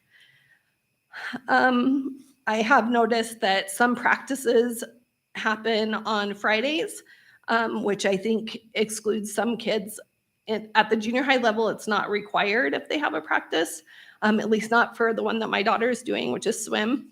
But it does exclude some kids because then they don't have a way to get to these practices if their parents are working. For my 6th grader, same thing with her. I've noticed that extracurricular activities, some of them have been moved to Fridays, which means that a lot of kids get excluded. We live close enough to the school that if the weather's decent, she can walk, or hopefully dad can get off and run over and take her. But I am sure that there's a lot of students in the district who live much further away, because the boundaries are quite large for the 4 through 6, that are not able to attend those activities. I also have my 3rd grader. She struggles a lot with reading. She was in kindergarten during COVID, so that really affected her learning, and she's got a lot to catch up on. Her 2nd grade teacher really last year, so it was the first year of the 4-day school week, had big plans to really help her move up, and her and I had worked together a lot throughout the school year to help her on her reading. At the end of the school year, she had made quite a bit of progress, but not quite enough. And so I talked to her teacher about summer school, which wasn't offered.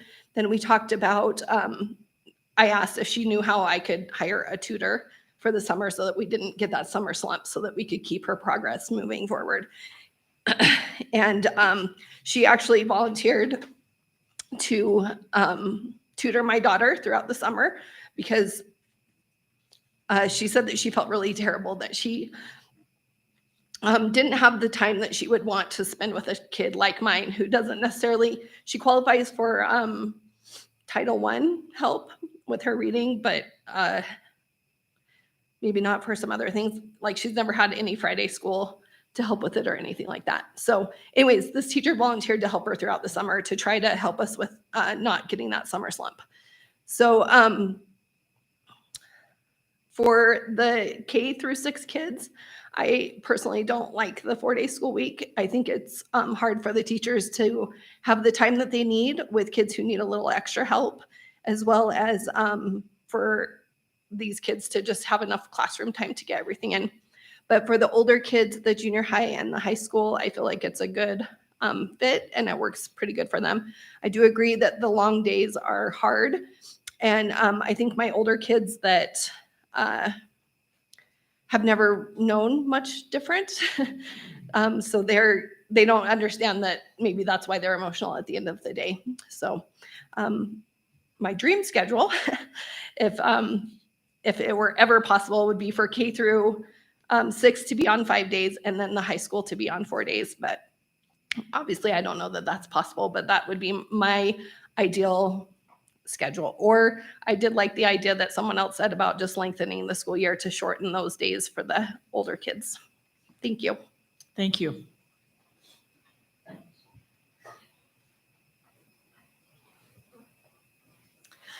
Hi. I came here with one concern. Please state your name. Jennifer Clerkin. I'm a parent. Thank you. I have kids in every level at the district. Is the traffic at the high school and east side right around that with them having concurrent start times?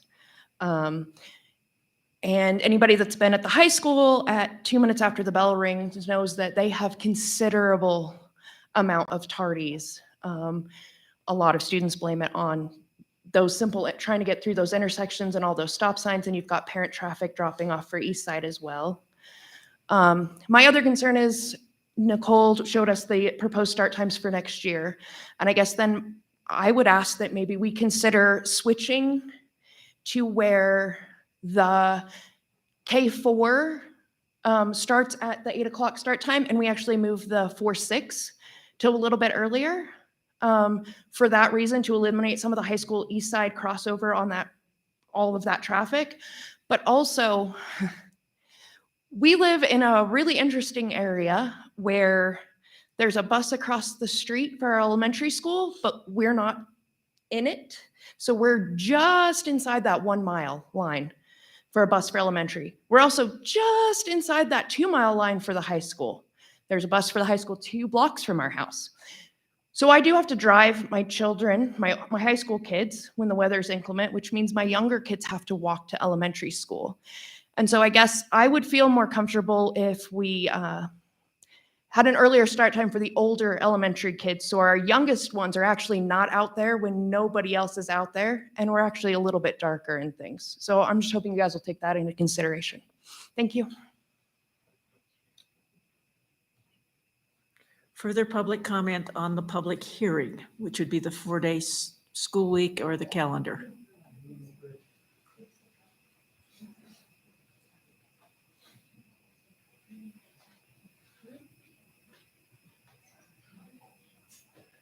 Good evening. My name is Dan Calvi. I'm a parent as well. I have a son in 4th and my daughter's in 7th. So when we started this 4-day experience, I would go to each of their teacher conferences, and I'd ask the same question to each teacher: is, do you have enough time to do what you need to do to teach? And overwhelming every time, it's no. We are rushed. We don't have enough time, and we're rushed to try and get the material out to the student. There's not enough time in the day. So when I saw all those studies where, you know, all the teachers feel this is the greatest thing ever, I just don't understand.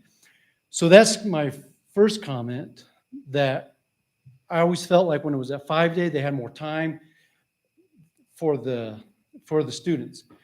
And then when Miss Bolton was had all her slides up for all the test scores, if this doesn't work and we go through a few more years of, because I have a feeling that the 4-day is going to pass, but if we go through this a few more times and the test scores are not where they need to be, are we going to go back to the 5-day?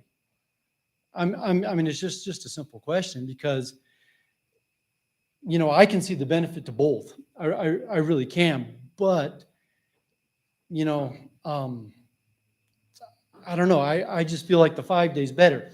So I did what a lot of parents do, and I Googled what's better, 5 or 4. You know, and if you get on Google, you know, you'll find like 100 articles about what's better. And a lot of them I think are biased, but then I found one, and if you will, it was a master's student from the University of North Dakota, and he studied this for South Dakota, because they have a STEM test. I'm not sure exactly what it is, but it is a standardized test through the state of South Dakota. And it's like 56 pages long. And in conclusion, he says, when the individual test scores were combined for 4-day schools and compared to 5-day schools, the data again showed that the 5-day schools were outperforming 4-day schools on the Dakota Step Test. You know, I mean, that's just, I guess that is what it is, you know? That was, you know, a student trying to find out what is better, 4 or 5. And, you know, and there's like all these different tests for reading, science, math. And there were some 4-day schools that did better. But like I said, the majority, the 5-day outperformed them. And, you know, and then, and then I asked my kids, what do you like? And, you know, overwhelming is 4 days because they like sleeping in. Both my parents and I, both my wife and I, we work. So we try to schedule the Friday for them to do something constructive. But usually it's Netflix, it's YouTube, it's something not constructive. As if they were in a 5-day school, then they would be in school, you know, learning. And of course they like it, but as a parent, you know, and I, you know, sometimes we got to do things our children don't like. And that's one of the things that I would like is the 5-day back. But like I said, if this doesn't pan out and our test scores are continually dropping or staying stagnant, are we going to consider the 5-day to you know, to see if we can bring that back up? So that's my comment. Thank you. Thank you. Ready? Joanne, would you like to address this? Got it? I think so. Okay. I am a student at Black Butte High School, so I see both the good and the bad with a 4-day week.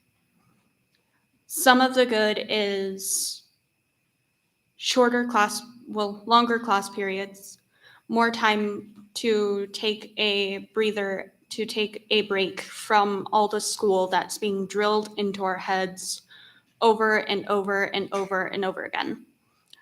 Another point to address is that every student in every school is different. We are all people. Every single one of us is different. Every single one of our needs are different. Me personally, the 4-day week helps support me and helps support my academics. Thank you. Further public comment? I think I will just say that when we entered into this 4-day week a year and a half ago, we knew that it was going to take some time and that success is not immediate when it comes to scores, achievement, and so forth. Our problem right now is we realistically have 1 year of data. And we're in the, you know, we'll be coming up on our testing period. So at the end of this year, we will have a 2nd year of data.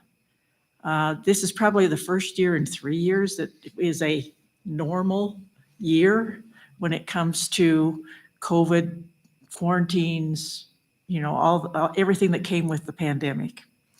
So realistically, we knew that it was going to take some time to assess. And as Mrs. Bolton said earlier, it's 3 to 5 years is what the research says. So this second 2-year span, we hope that we start seeing the achievement scores rise that we wanted to. And we've made some other changes. As was said earlier, the curriculum maps are being redone, have been redone, I should put it that way, so that the standards is what is being tested and the standards is what we're teaching. That hasn't always been the case. The curriculum maps have been out of sync in some areas, and other places they're better than others. So there's a lot of change going on, and we're trying to best serve our students. That's obviously, I think, without exception, that's the goal of the 7 of us. And we're kind of looking to see what we can do to help students. Again, last meeting, we sent the calendar back to the calendar committee to ask for a couple more days because the input I personally was receiving was that the high school period, the high school day was too long. So we sent it back so that we could shorten that day and get the day ending before 4 o'clock. And as you heard earlier, it's now 3:55. So that's a 20-minute change in their school day. It boils down to minutes in a class, but it still is a significant change. So we're working on things. This is the first week or the first month of the public hearing. The decision will not be made until next month, at which time we'll have to make a decision, because if it's an alternative schedule, which the 4-day week is an alternative schedule, we'll have to make that decision in April so that it can meet the May 1st deadline to get state approval. So does anyone else want to? Chair Jellicoe, if I may. Absolutely, I have Mr. Wright. two potential requests, I guess. One would be that if I understand the timing correctly, Mrs. Bolton, as you said, the survey wouldn't be administered until May. Is that true?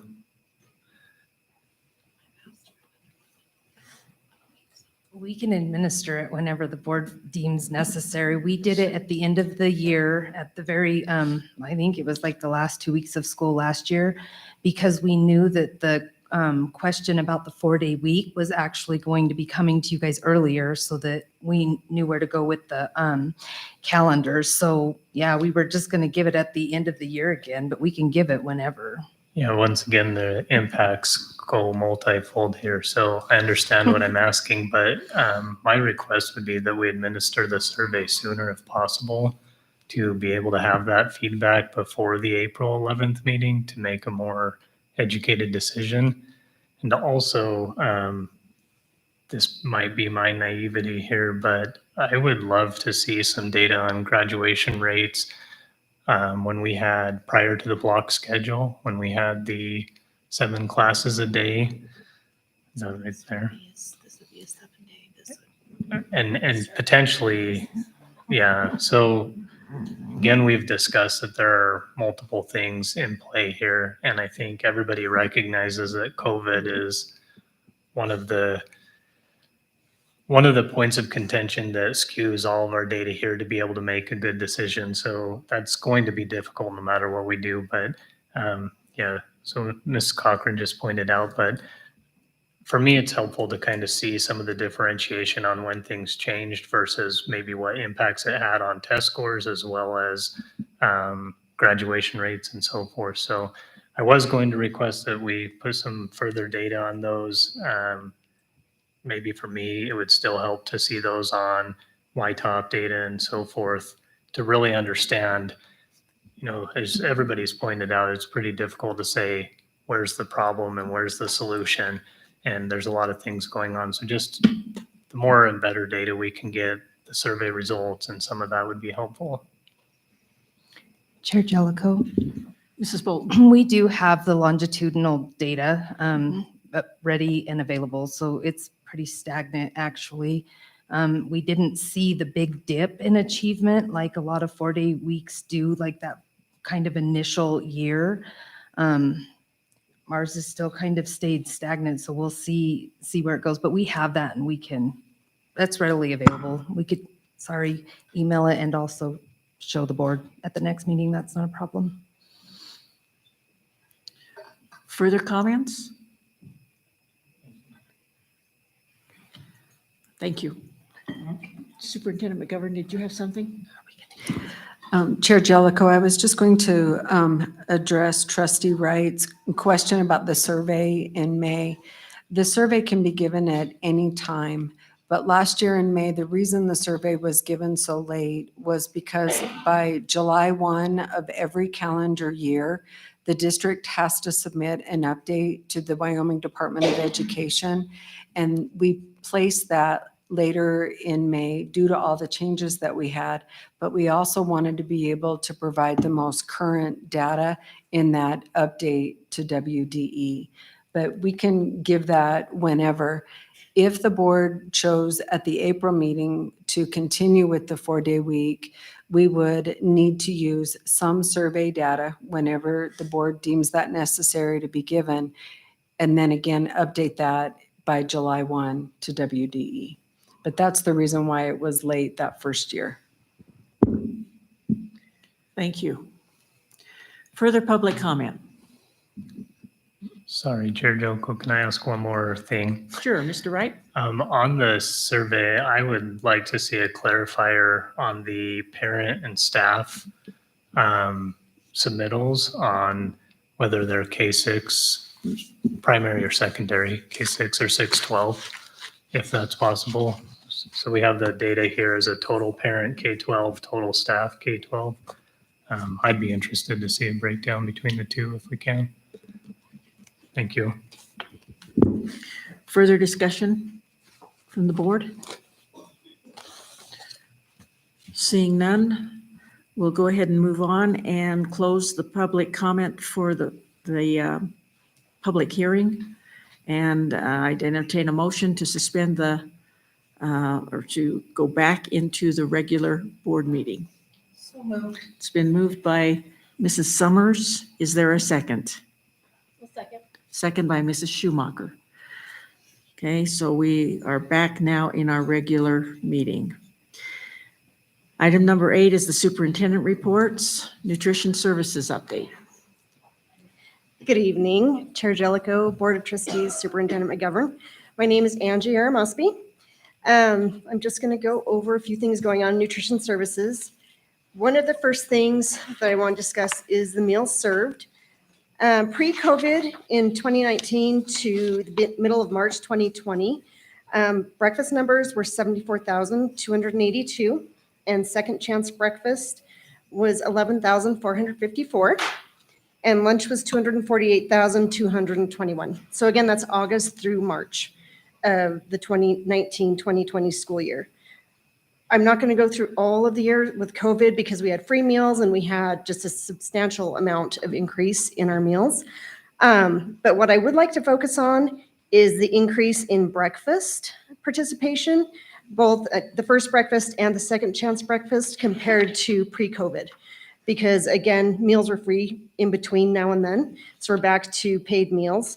So we had over a 25% increase in breakfast participation in the first breakfast, which is huge. And then second chance breakfast, we jumped up to over double, 26,560. So that's a huge success. We have so many more kids eating every day, and it's been absolutely great.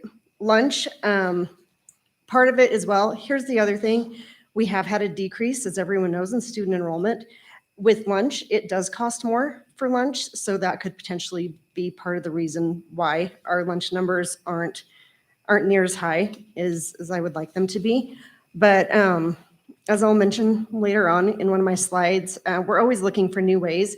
We're kind of still going off of the COVID. We're just, we've gotten our feet back, and it's just been kind of a get back in the groove kind of year. So anyway, the next slide, please. So the meals served from COVID through February 2023, we've served over 2.5 million meals, which is huge. I know there are several people in this room that helped us over Christmas break one year where it was so much food, so many boxes. It was a lot of work. We pulled it off, but we pulled off COVID, honestly. So again, we've served over 2.5 million meals, which is a lot. Again, back to the second chance breakfast success. It provides students with an additional opportunity for breakfast, so they're ready to learn. We see the highest participation at second chance breakfast, quite honestly, at the secondary level. The littles are the ones that eat breakfast more in the first one, but the 7th through 12th graders, they really enjoy the second chance breakfast. As you can see, in August of 2020, we had 145 due to COVID. And then this year, it is 1,489, and that's with paid students. Meal prices. So when I presented this back in September, the average cost of food product for breakfast was $1.57. The average cost of food product for lunch was $1.99. Both of those have increased. Breakfast has increased by 22 cents per meal since then, and lunch is 20%, or 20 cents, so sorry. So with that being said, our breakfast prices right now are $1.55. So as you can see, our breakfast cost or breakfast price that people pay is lower than what is actually our food cost. And that's at the elementary level. Secondary breakfast is $2.15. And then reduced breakfast is always 30 cents and reduced lunch is always 40 cents for those students. That's something set by the USDA. That's not a number that we decide. Commodities is money that we receive from the USDA each year, and we received approximately $149,000 in commodity funds.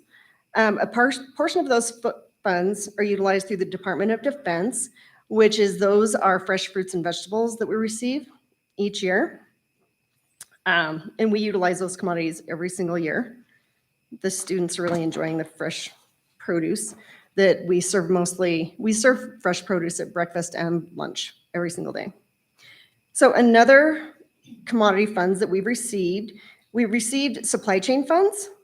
And so with that being said, October 2022 until now, we've received $116,842.93. We solely use this money for milk for our students. So this one is, you can use it for pretty much their dairy items, but we just solely allot it for milk each year, and we use it. Payments for school meals and a la carte items can be made through My School Bucks or at any school cafeteria through the school office. Parents can pay with cash if they just cash or check are accepted at the schools or at the cab, but they can make a credit card or debit card payment through My School Bucks. One thing that we started this year, we did the QR code. So we brought that out at the beginning of the year, and then hopefully, I don't know, that has helped families a lot. We've also done that as well with free and reduced applications. So when parent-teacher conferences come up, we have like little business cards that we can send out for people to use that. I pulled the data for free and reduced meals at the beginning of the year in September, and then also in March. And honestly, the numbers have not changed that much. The reduced meal status, we went from 7.68% to 6.88%. And then as you can see, the free meal status and the paid status, those differences are negligible. One thing I want to stress, and I do every time I get up here, but that's families can apply for free and reduced meals anytime throughout the year. It's not something that only occurs at the beginning of the year. It is year-round because we understand that financial situations change. So it's something that we really want to encourage families to apply for throughout the entire year. Again, those can be found online. You can get paper applications from any school or the CAB. One of the key things is it's completely confidential. There's a misnomer out there that if you submit an application, your child is free or reduced, that other kids are going to know, that someone's going to know. It really is, when students go through the line, no one knows. I mean, they truly just go through the line like any other kid. They put in their number and they go on their way. So the other thing too, we received the donation last month for the reduced meals, which will help families substantially. So if your child is on reduced meals, please know that that is one of the wishes that they have, is that any student that is currently qualifying for reduced meals, that their breakfast and lunch will be paid for. We can pay for that for every single student currently at this time on reduced meals. Every single student that qualifies for free or for reduced meals right now could get a breakfast and a lunch every single day for the rest of the school year. So the other thing I want to mention is that we'd like to encourage families, if your financial situation does change, please fill out an application that day, because the day that you submit your application is the day that your benefits start. So that's really key.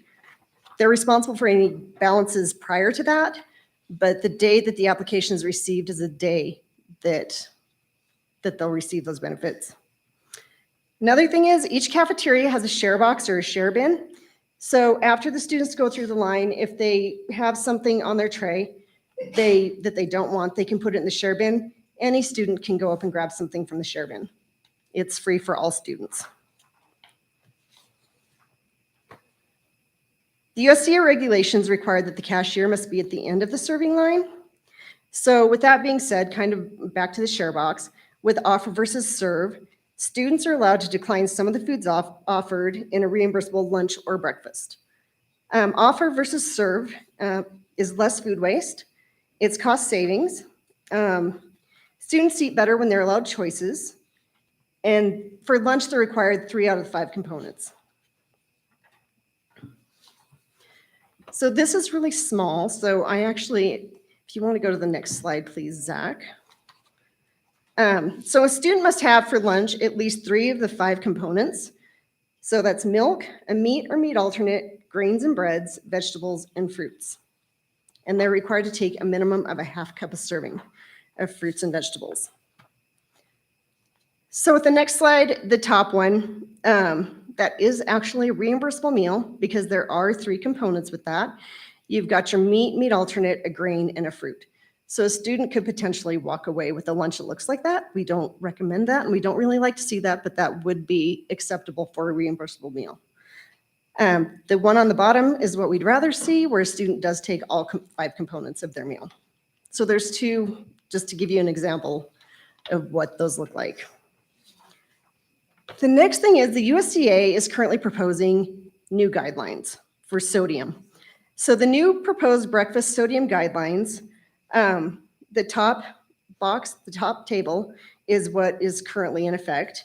Next year, or in 2025, excuse me, that would be effective in 2025. They want to decrease sodium by 55 milligrams for grades K through 5, 60 for 6 through 8, and 65 for 9 through 12. And then in 2027, those drop even more. Right now, I can tell you, creating menus, it's incredibly challenging to meet our current sodium guidelines. You know, we're always looking for ways to decrease it. They're low anyway, but they want us to lower them obviously even more. So that's breakfast. If you decrease the sodium for breakfast, I mean, right now we like to offer things like a bagel sandwich with sausage and egg on it. Those are things that aren't going to be, you know, those are going to be hard to be able to offer if they keep changing the guidelines the way that they are. For lunch, the sodium guidelines.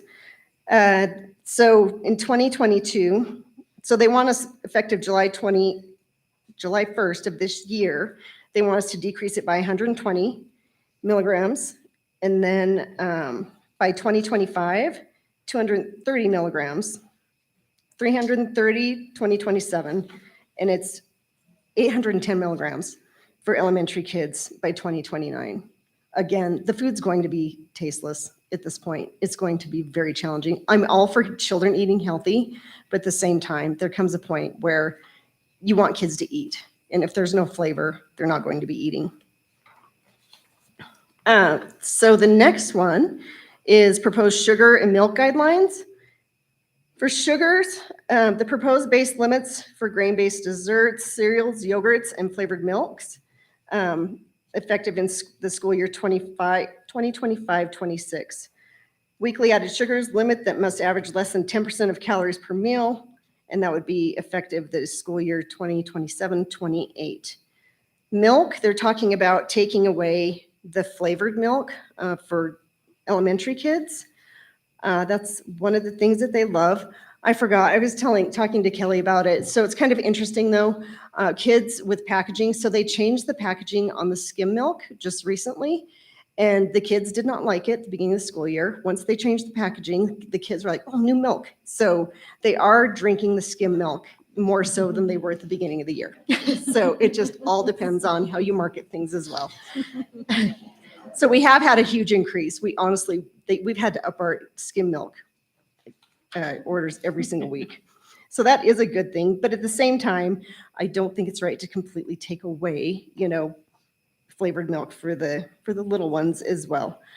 So option 1 would allow unflavored milk for grades K through 8.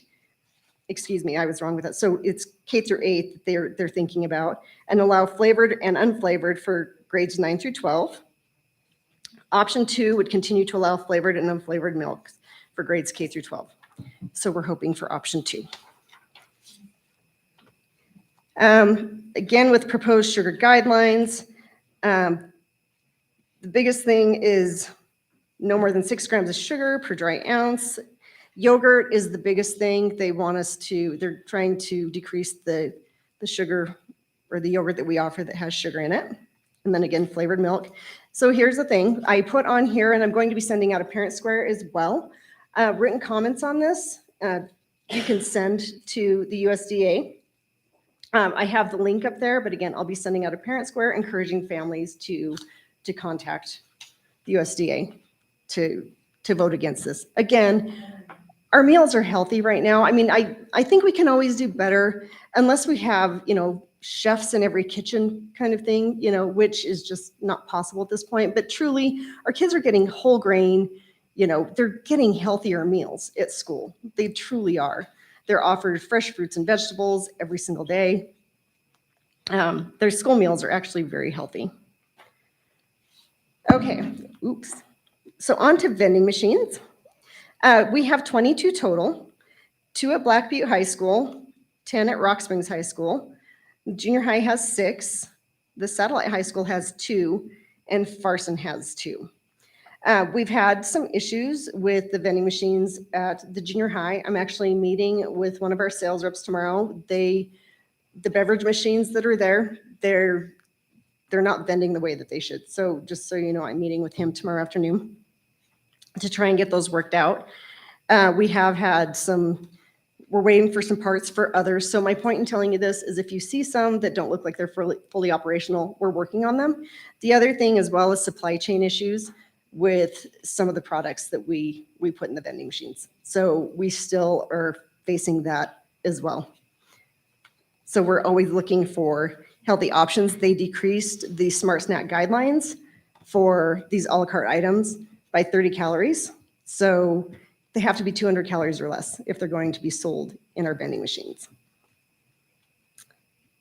Other operational costs for nutrition services include payroll, supplies, equipment, fuel for the vans and the vehicle maintenance, repair maintenance, advertisements, computers, software, travel costs of trainings, and professional dues. Thank you for approving the Link Titan software at the board meeting. I truly appreciate it. We'll be rolling that out. I'm looking forward to having a cloud-based menu planning software that will be monumental in my life. But what I've heard from other districts that use it, they really like it. I mean, it's not flawless by any means, but at the same time, people have really enjoyed using this program compared to others. So at the beginning of January, every 5 years now, the Wyoming Department of Education comes in and does an administrative review. Ours was in January this year, and the schools that they reviewed were Farson, Pilot Butte, the junior high, and Rock Springs High School. One of the findings was that at an elementary school, they're doing a combination of offer versus serve. So they were letting the students choose some items, but they're requiring them to take others. So they have to choose, all the schools must choose either offer versus serve or serve only. So I've retrained all of the managers on offer versus serve.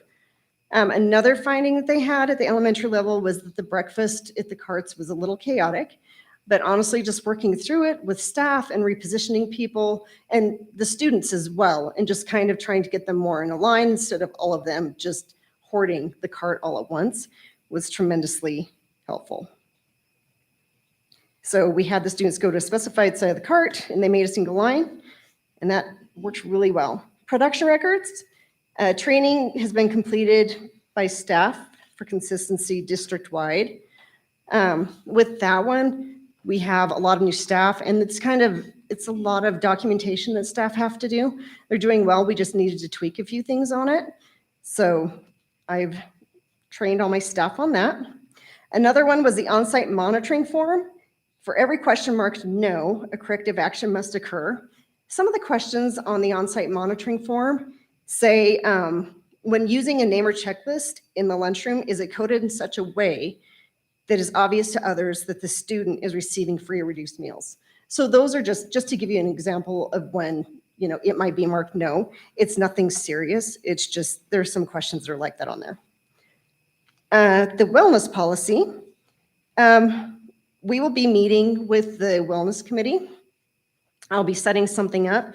We need to review the policy. That's part of it. And review the implementation and public notification. So meet with the wellness committee and then we'll put something on the district website so that it's there for everyone to see. And we need to review the policy every 3 years. Civil rights training. All staff members assisting with the breakfast carts must have civil rights training. I do civil rights training with my staff at the beginning of every single school year and as they come on board. But what had happened was we have so much help, which is greatly appreciated throughout all of the schools, from paras and teachers and principals, just everyone, that was one of the things that we discovered, that everybody that deals with food in any way that's helping with it has to have civil rights training. So I'd like to thank all the principals that helped out with that. They were great in getting their staff the information and the training certificates back to me. And then another part of civil rights that they found was during meal service, a staff member was handing out ice cream cones to specific students. The wellness policy prohibits snacks from being offered at the same time as a regular mealtime. So that was one of the things that they found. The procurement policy, the current policy is no longer compliant. Its purchasing threshold, it needs to be updated to 25,000 to 50,000 and updated for current micro-purchase language requirements and updated for other missing clauses. The unpaid meal balance policy is not compliant as well. The language must be updated so that once a debt is determined uncollectible, the general fund will reimburse the food service account for that amount. So any collections or collection agency costs then need to occur in the general fund or be paid by the general fund. Another thing was the share bins. One of the schools had the share bin just right at the cash register or the point of sale system where the cashier was. And so it has to be completely after the cashier. So easy fixes for all of these. They don't want students thinking that they have to take something out of that. They don't want to. Financial, the WD account 8161, daily sales reimbursable meals of Fund 510 posted as annual negative revenue. I've reached out to Scott and Gina on this one. The process is on their side to help me with that. All revenues and expenses must and should be accounted for within a single nonprofit food service account. Accounting for food services occurring via Fund 510 for this SFA. All revenues, reimbursement, food, USD reimbursement, food sales, vending sales, etc., are restricted revenues. So again, I reached out to Scott and Gina for that one. The commendations, things that they said we're doing really well. The training schedule and logs are organized and easy to read. So they gave us kudos on that. Benefit issuance procedures, which is the free and reduced applications, shows very little errors. They said it's a smart and great use of resource to pack the lunch to go containers as a reimbursable meal with additional choices beyond the box. So those are things that happened at the high school. The staff, kudos to the staff because they all seem to want to do their best for kids and they have a great rapport with students. The kitchen team communicates well while working throughout the day.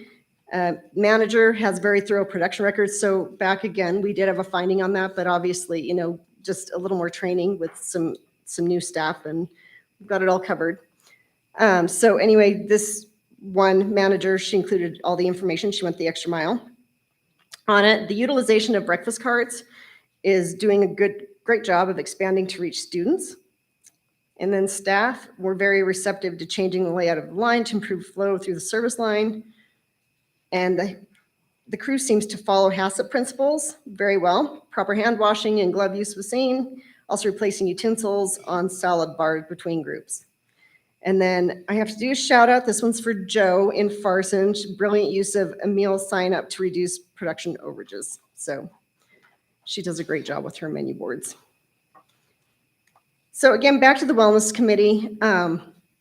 This one at the beginning of the year, It was just I was gone for a while last year, so I didn't meet with the wellness committee. So at the beginning of the year, I just set my goal for the wellness committee to just be with the with fundraisers and getting principals to contact me if they're doing fundraisers that involve any food, which they've been really good about doing. And I've had them fill out exemption forms. So again, the principals have been very helpful with that. The vision for nutrition services, I focused on staff support trainings. We did a fire safety training. We did a Surf Safe training that was an 8-hour course. I had people come in from the Institute of Child Nutrition. So we had people at Pilot Butte and Sage come and do that, which was really helpful for staff. Updating equipment is always on our radar. A coffee bar, I'm trying to find, right now I only have one sugar-free flavoring for the coffee. I'm looking to get other ones just because I want it to go really well with the students. I don't just want to have one type of flavor for them. Next year, again, we're always hoping to be fully staffed. We're getting out of survival mode since I gave this presentation last. I mean, it's going well. The other thing too that I didn't put on the slide that I forgot about was the preschool and the daycare over at Overland next year. So we'll have that going on. We're looking forward to that. So we'll be helping out with the food. And then 5 years, of course, increased food choices for students. So again, we'll be implementing new recipes and new options for students.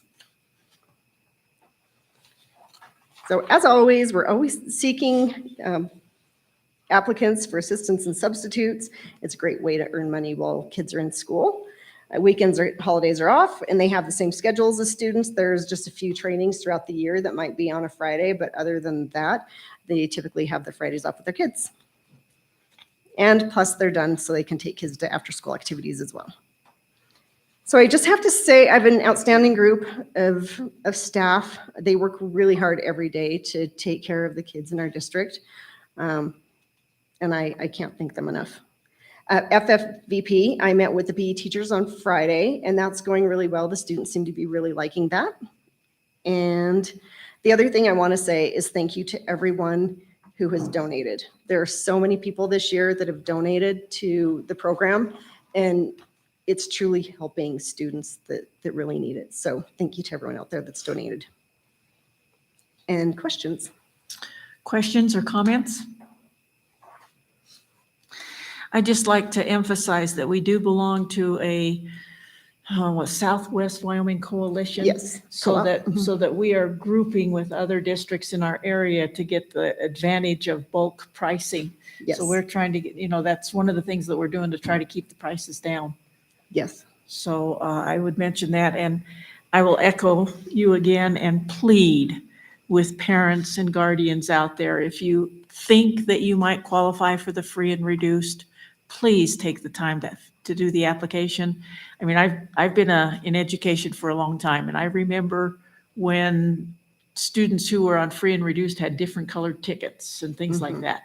It's all digital now, and it's absolutely confidential. So please, if you even think that you might consider, we know the situations change sometimes day to day, week to week. So please, if we can help feed your child, things are tough, that's the reason it's there.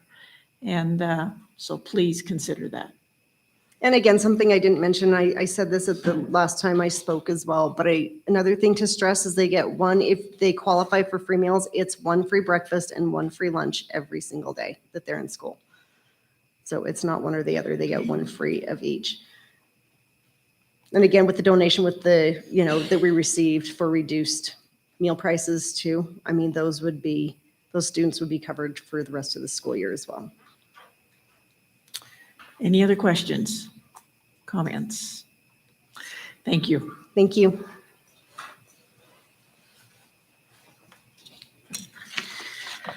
Okay, moving on, we're to the communication and correspondence or public comment.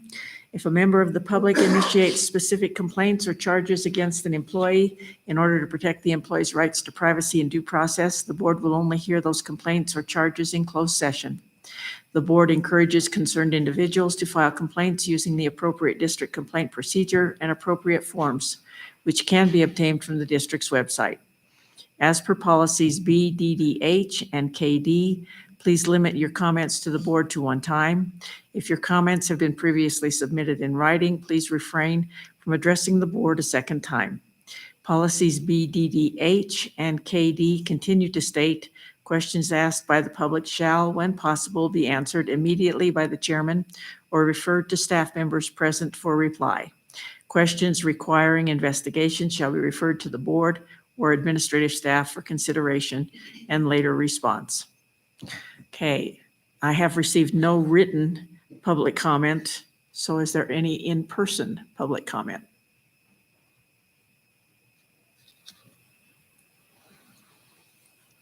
Good evening, Chair Jellicoe, members of the school board, Superintendent McGovern.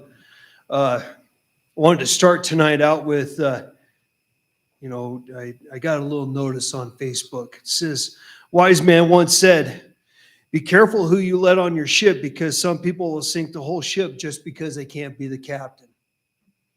So I thought that was kind of an interesting little quote to begin tonight's conversation. We have lots of things going on at Rock Springs High School, and I encourage you to please come to Rock Springs High School and visit with staff members. 2 staff members out of 110 staff members at Rock Springs High School. I would encourage you to come to the high school and ask your questions of the staff. You might get a little different answer from some of them. So please, you're always welcome anytime. We have all kinds of things going on, but I want to start out with, it was kind of like the Rock Springs High School show tonight. I appreciate that with the recognition of the speech and debate and the wrestlers and everybody that was recognized tonight, along with our CTE teachers. And they're going to be coming up in just a moment for a special presentation to the school board. Things going on at the school. We are giving the ACT test the Tuesday right after spring break. So that should be fun. We will have about 400 juniors sitting in the gymnasium attempting to take the paper ACT test. It should be a lot of fun. If you're interested or need some volunteer hours, you're more than welcome to come and help proctor the ACT test on that day. It should be about 8 hours worth of a lot of fun. Our White Top will start April 11th. The spring play, we're building sets right now. Mamma Mia will be on the agenda starting April 21st and 22nd, along with the 27th and 28th, and then 2 performances on the 29th.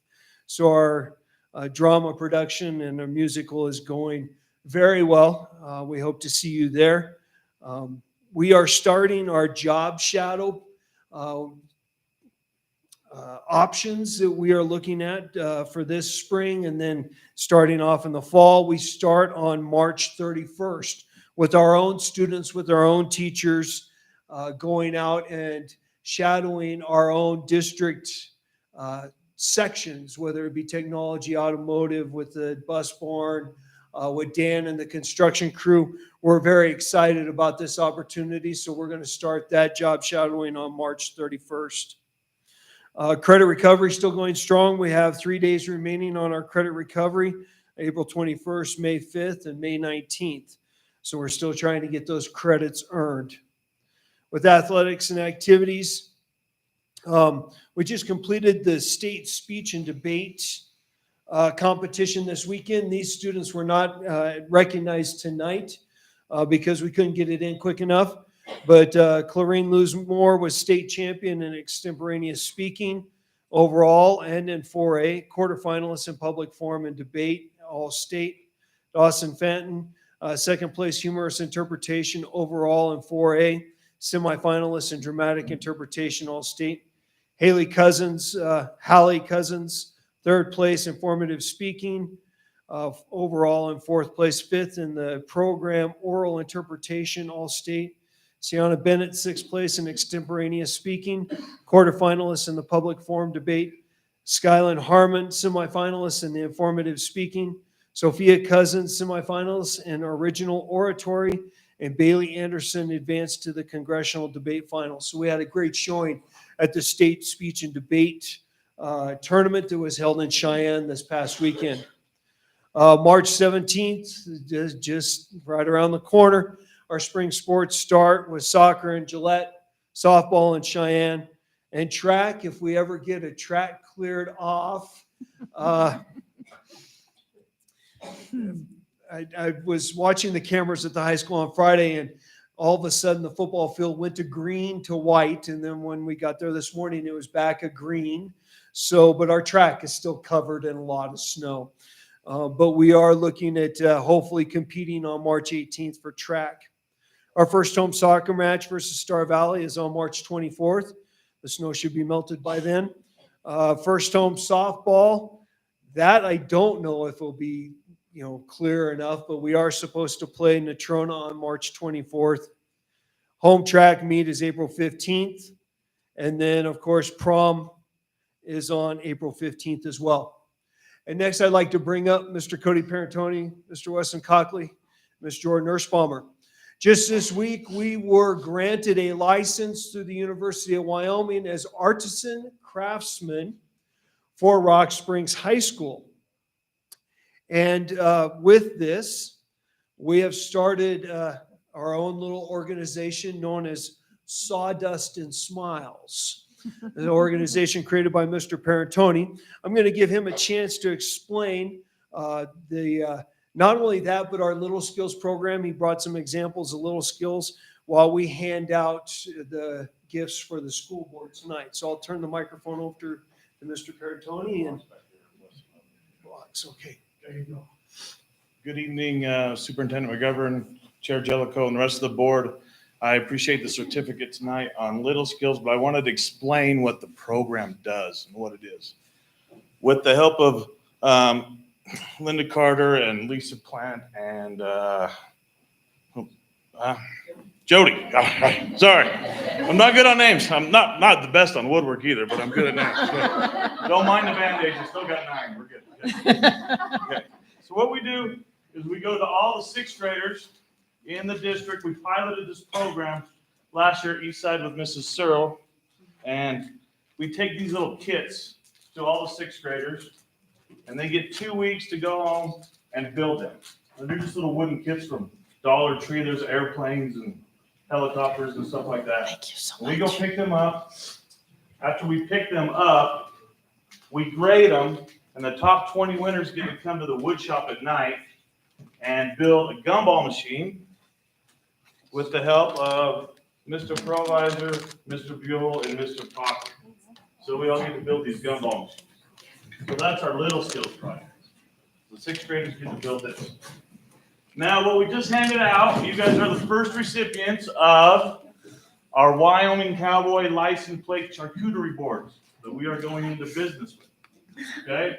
And Miss Esbaumer is going to be the mind behind the money. If she can count to 10.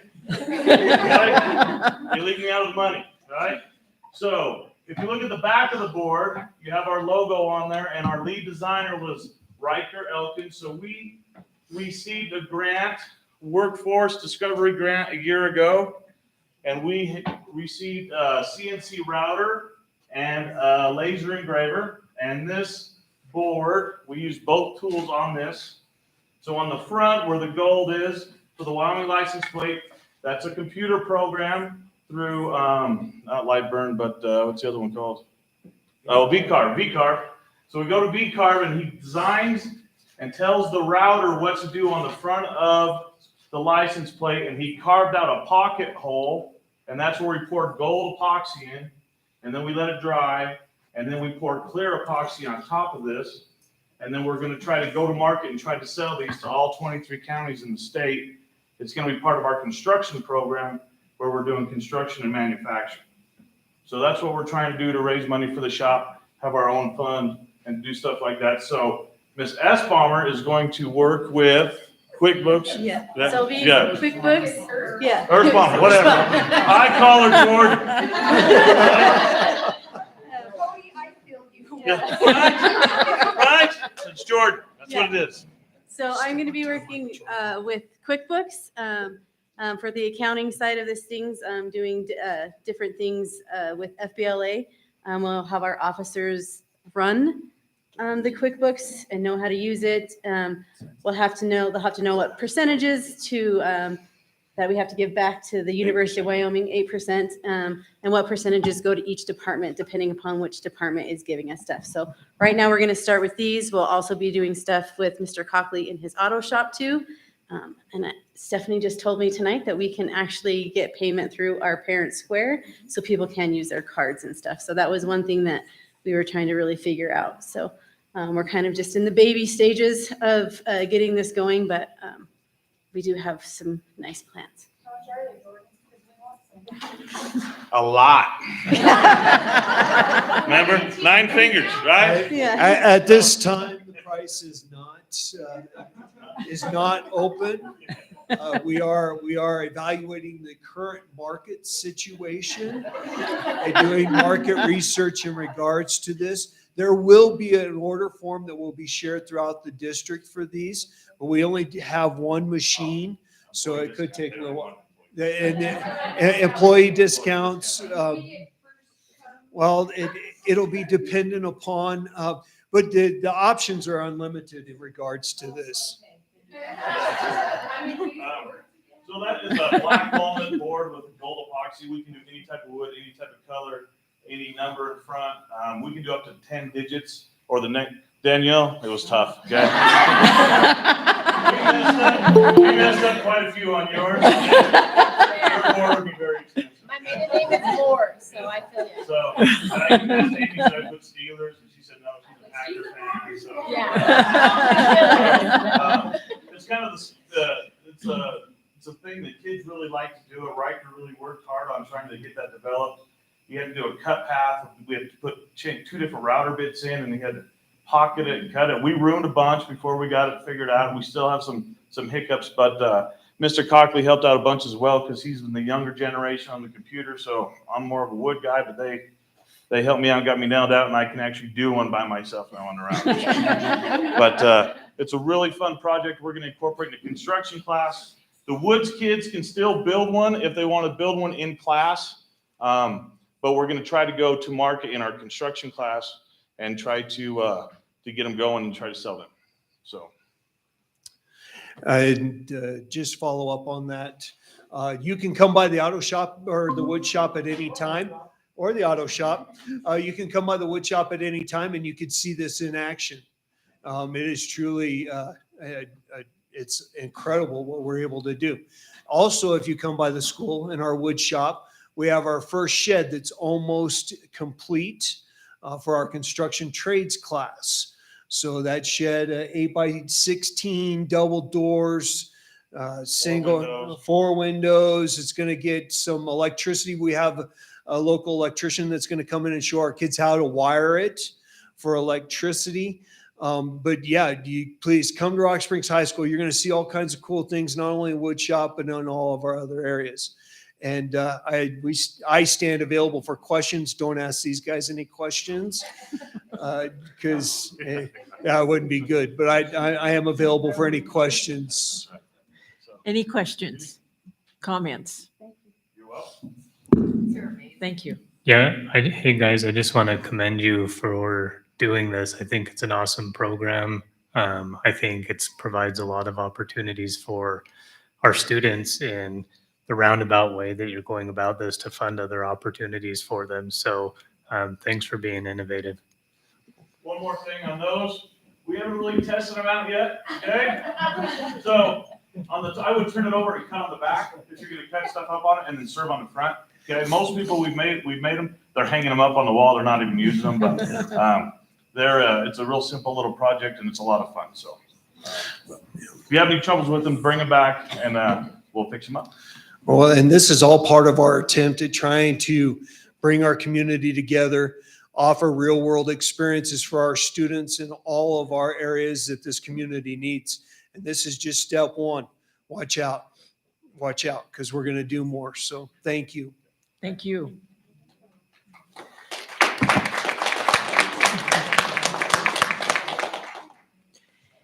Any further public comment?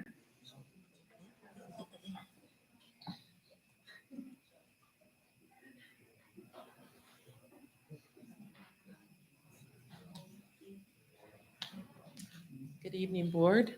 My name is Marty Albert. I teach third grade at Sage Elementary, and as always, I speak only for myself. However, everybody knows I'll get up and talk and nobody else will. And people at school were saying, "Are you going to go say something?"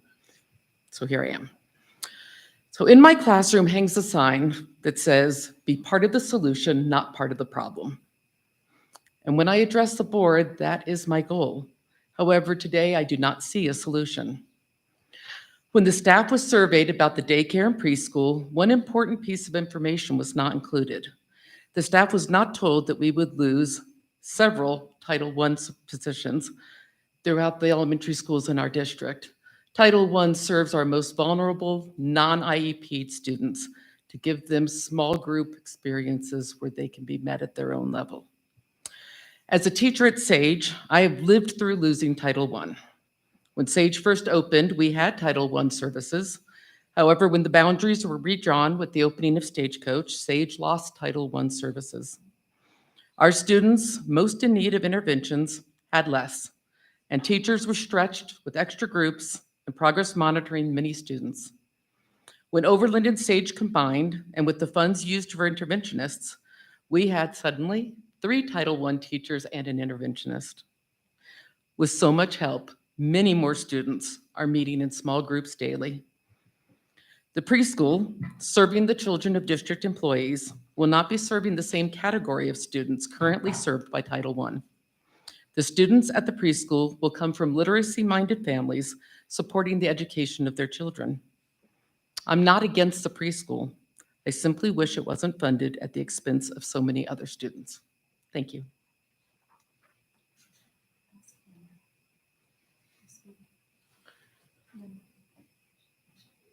Linda, do you want to speak to that?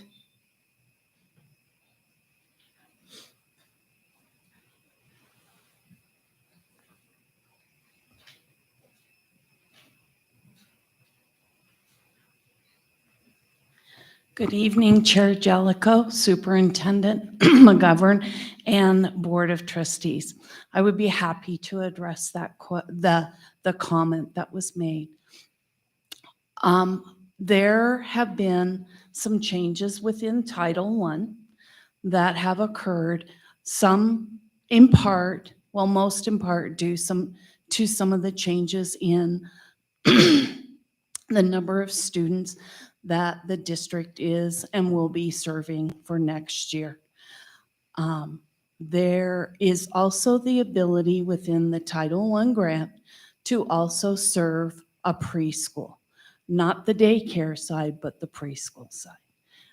There have been, we did create some allocations to just the preschool out of the Title I grant, but it was also based on how we are serving all students within all buildings and the decreased number of students in the district. Are there any other questions? Any other questions? Madam Chair. Mrs. Summers? So I'd just like to clarify. So we have seen a decrease in Title I students throughout the district. And so you're basically changing some allocations. Is that what I'm hearing? Within our district, all our schools are considered school-wide Title I, which means all students within that building are considered Title I students. It's not, so when there's a decrease in population within the district, within any of those buildings, it is impacting our Title I student population. So it's a total decrease in all of our students, not just Title I students? Correct. Okay, thank you. Further questions or comments?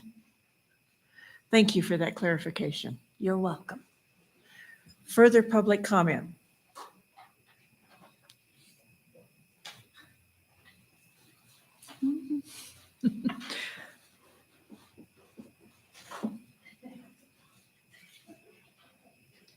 I didn't forget.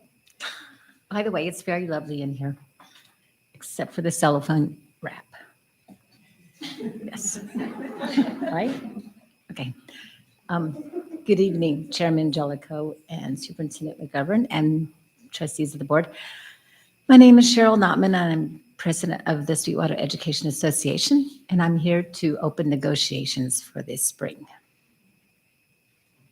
Any comment? Okay, and as Cheryl and I have talked, we are awaiting, now that the session is over, we are awaiting what's called a WD 100, which is the funding, what our funding will look like for next year. Once we get that, then we can start the negotiations process. So Yes. that's where we are. And probably Maybe the first week in Yeah. April? And we should get that WD 100 by the end of the month, probably. Yes. And so shortly after that, we'll be having some meetings and negotiations. So just for your information. Thank you, Cheryl. Thank you. I can't talk or walk, Cheryl, so it's all good. Hello, Chair Jellicoe, Superintendent McGovern, and members of the board. I'm Nicole Bolton, and I am just giving a clarification as the Human Resource Director. With the Title I, our enrollment is still going down. The first time in 21 years of me being in this district, we're under 5,000 students, and it dropped another 21. And the majority that we're seeing the drop in is the K-6 enrollment. And so every single year, I look at numbers, I go over them with Superintendent McGovern, and we match staffing to the numbers. And so if, say like, this is I shouldn't even say this because everyone takes what I say for gold. If any grade level, say like a teacher was resigning or retiring and the numbers don't match up to fill that position, then we would just absorb the position so it doesn't hurt the person. Title I is also the only area that we ever have to consider salary in the person that is filling that position. So I know that I've heard people say, well, if I'm too experienced or make too much money, I won't have a job. And that is not the philosophy of this district. This district has always hired the most highly qualified, best candidate that the interview team feels they can hire. And of course, if they have more experience in education, oftentimes they're a good candidate. Title I, however, is limited funds. And so when we close schools and we move teachers, and you have teachers that have significant amount of experience and are a lot higher on the pay scale, we only can fund so much. And so that's also something that goes into the staffing and consideration of the title funds. We don't get rid of the teacher, but sometimes we can't sustain them in the Title I funding, and so they would have to move to a different area, if that makes sense. So I just wanted to clarify that, but our enrollment is significantly down, and that's what we're funded off of. So we definitely, and it's not anything of like huge concern. We're able to move staff or absorb positions as someone resigns or something like that, just to match the student to teacher ratio. Does that clarify a little bit, help a little bit with the title? Let me try to clarify something. So are we hearing that the preschool and the loss in Title I teachers is not really related? I am not with all of the funding, but I know that the district has Title I district money that is being put towards the preschool. Okay, Yeah. thank you. I get called and summoned to the Title I meetings with Miss Linda over salaries because you have to stay within your budget. And so those were definitely discussions that had to occur, but I just want to make sure I gave you guys that piece of information. So the number of teachers that we have in title positions, K-12, is that same funding as our preschool? Okay, I can't speak to that. And we only do title funding K-3. K-3. We Okay. prioritized it to the early intervention, Okay, that makes which sense. falls right with that preschool as well. Yeah. Okay. Okay. Chair Jellicoe, Superintendent McGovern and board, can you repeat your question so I can make sure that? So the K-3 funding for title, Mhm. is that come from a separate pot of money than the pre-K, the preschool, what we've got? Or is it all the same pot of money? We receive a total amount of federal funds for Title I. And it is one pot of money that goes toward both the buildings. I mean, not just both. It goes to supporting what buildings are doing and what they, and programs, supplies, and materials that they use to increase their student achievement. It also goes to pay for what we call our set-asides. So we have homeless within Title I that we have to support. We also have what are called neglected and delinquent. There is also an area of preschool, which is also a set-aside. So we get one pot of funds from the state in which we can distribute amongst all those areas. So yes, Chair Jellicoe, it is one pot of money. However, if you go back into the presentation that was given to you last month regarding the preschool, we are using multiple grants to support both the preschool and the daycare. One of them, only one of them, is the Title I. So I guess what I'm trying to clarify is the reason that our title teachers, we're losing title teachers, it's not necessarily because of the preschool. No, it is not necessarily. That's what I'm trying to clarify. It is not necessarily because of the preschool. There was a change in the population within the district. And we took a look at that population base and looked at the number of teachers that were necessary to address that total population. So part of it was that, and then there was the part, I mean, we prioritized some of those funds that were coming out of that look to the preschool. So the preschool was a secondary component compared to the number of students. Okay. Am I? Thank you. Thank you. Further questions? Thank you. Thank you for that clarification. Further public comment? Further public comment? Seeing none, we'll move on to the treasurer's reports. Mrs. Summers. All right.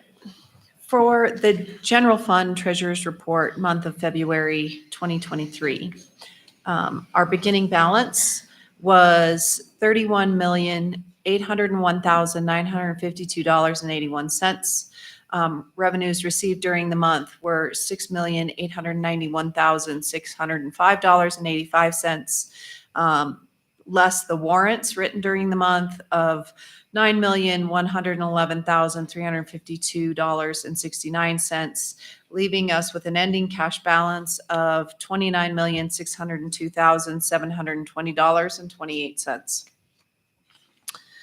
For the school lunch program treasurer's report for February of 23, the beginning balance was $1,281,410.69. Revenues during this month were $95,366.57. And we ended with a balance of $1,313,083.21. For the Head Start program treasurer's report for February of 23, the beginning balance was $95,784.39. And the ending balance is $100,069.02.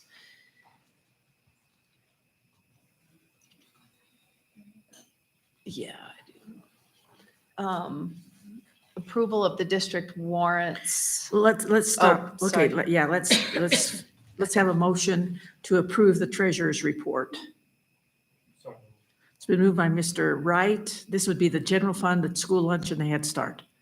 Yes. Okay, it's a motion by Mr. Wright. Is there a second? Second by Mrs. Cochran. All in favor, please say aye. Aye. Aye. Opposed by the same sign. Motion passes. Okay, now we'll go on to the warrants.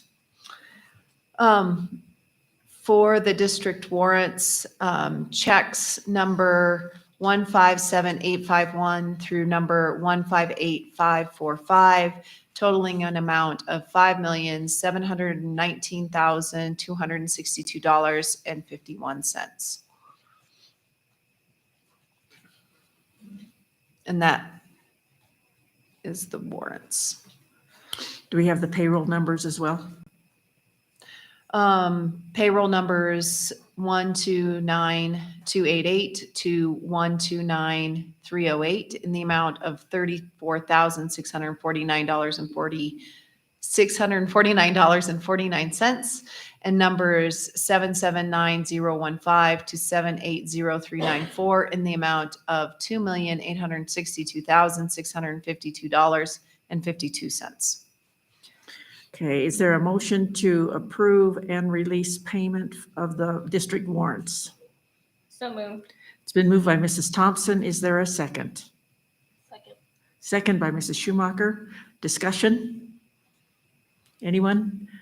I'll declare a conflict on warrant 158122.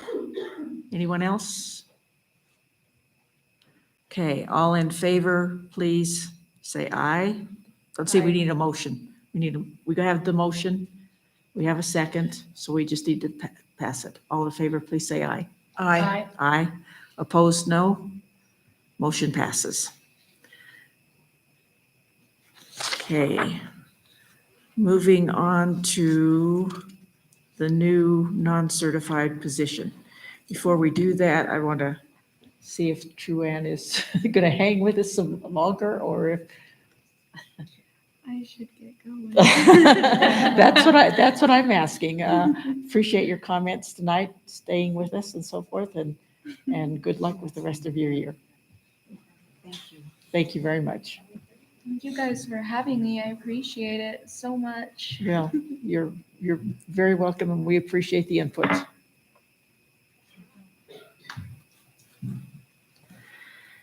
Okay, item number 12 on the agenda is the new non-certified position. Recommendation to approve the non-certified director of district daycare position. Is there a motion to approve?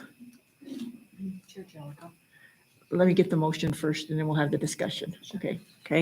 Is there a motion to approve? Moved by Mr. Wright. Is there a second?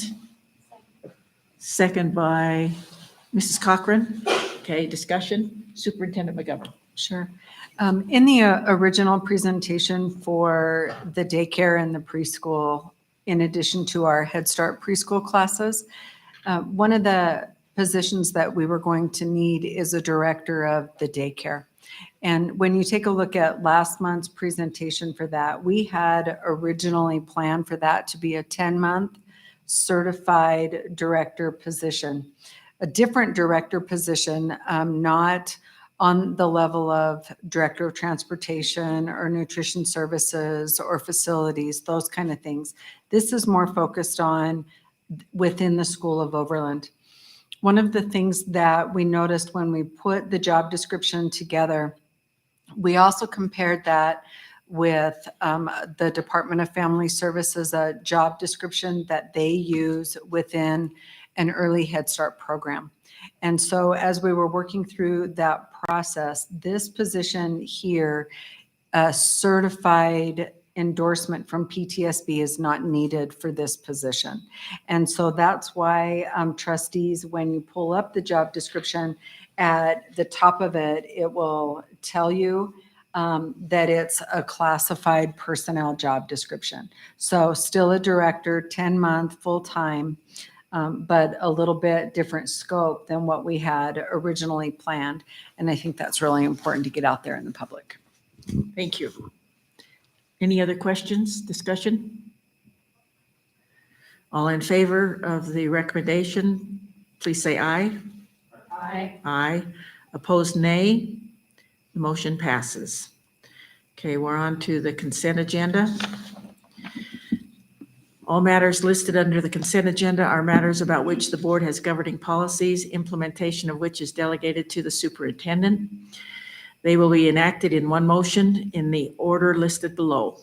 There will be no discussion of these items prior to the time the Board of Trustees votes on the motion unless members of the board request specific items to be held and discussed separately and/or removed from this section. Motion to approve the consent agenda as presented. A, approval of the minutes from the February 13th, 2023 regular meeting. B, approval of the minutes from the February 13th, 2023 executive session. C, facilities, approval of the purchase of a new Rock Springs High School pool, scoreboard, and computer. D, facilities, approval of the purchase of an indoor batting cage at Lowell School and softball equipment. E, facilities, approval of the purchase of the Overland Elementary Early Childhood Learning Program interior playground proposal in an amount not to exceed $65,000 and approval for the district facilities department to go out for bid for the purchase of interior playground equipment for the Overland Elementary Early Childhood Education Program. F, facilities, approval of the purchase of the Overland Elementary Early Childhood Learning Program exterior playground proposal in an amount not to exceed $210,000 and approval for the district facilities department to go out for bid for the purchase of exterior playground equipment for the Overland Elementary Early Childhood Education Program. G, finance, approval of applications for deposit of public funds. H, general board business, approval of Head Start active supervisory policy. I, general board business, approval of Head Start 5-year baseline grant application.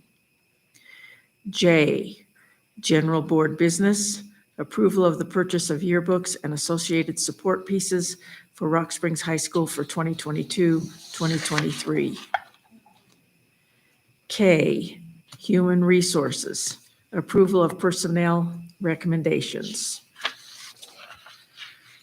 L, students, approval for Eastside Elementary School students to travel to the Teton Science School in Jackson, Wyoming. And that's why we have you here. M, technology, approval of the bid for the rewiring of data for Desert School, Wamsutter, and Desert View Elementary School. N, technology, approval to authorize the purchase of equipment from Apple Inc.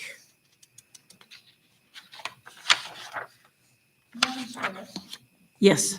Did you, we're reading, it looks like a difference, like I think there were some addendums that you didn't have, and we were looking at, did you read H, addendum finance, approval of the resolution granting use of the past signatures and signature stamps? Okay, it's not on this copy. Would you read it? Please read it again. It should be there because that's Mr. Yeah. That's the clerk position that we need to have that resolution. Yeah, addendum H on the new one, which was an addition, reads approval of the resolution granting the use of the past signatures and signature stamps.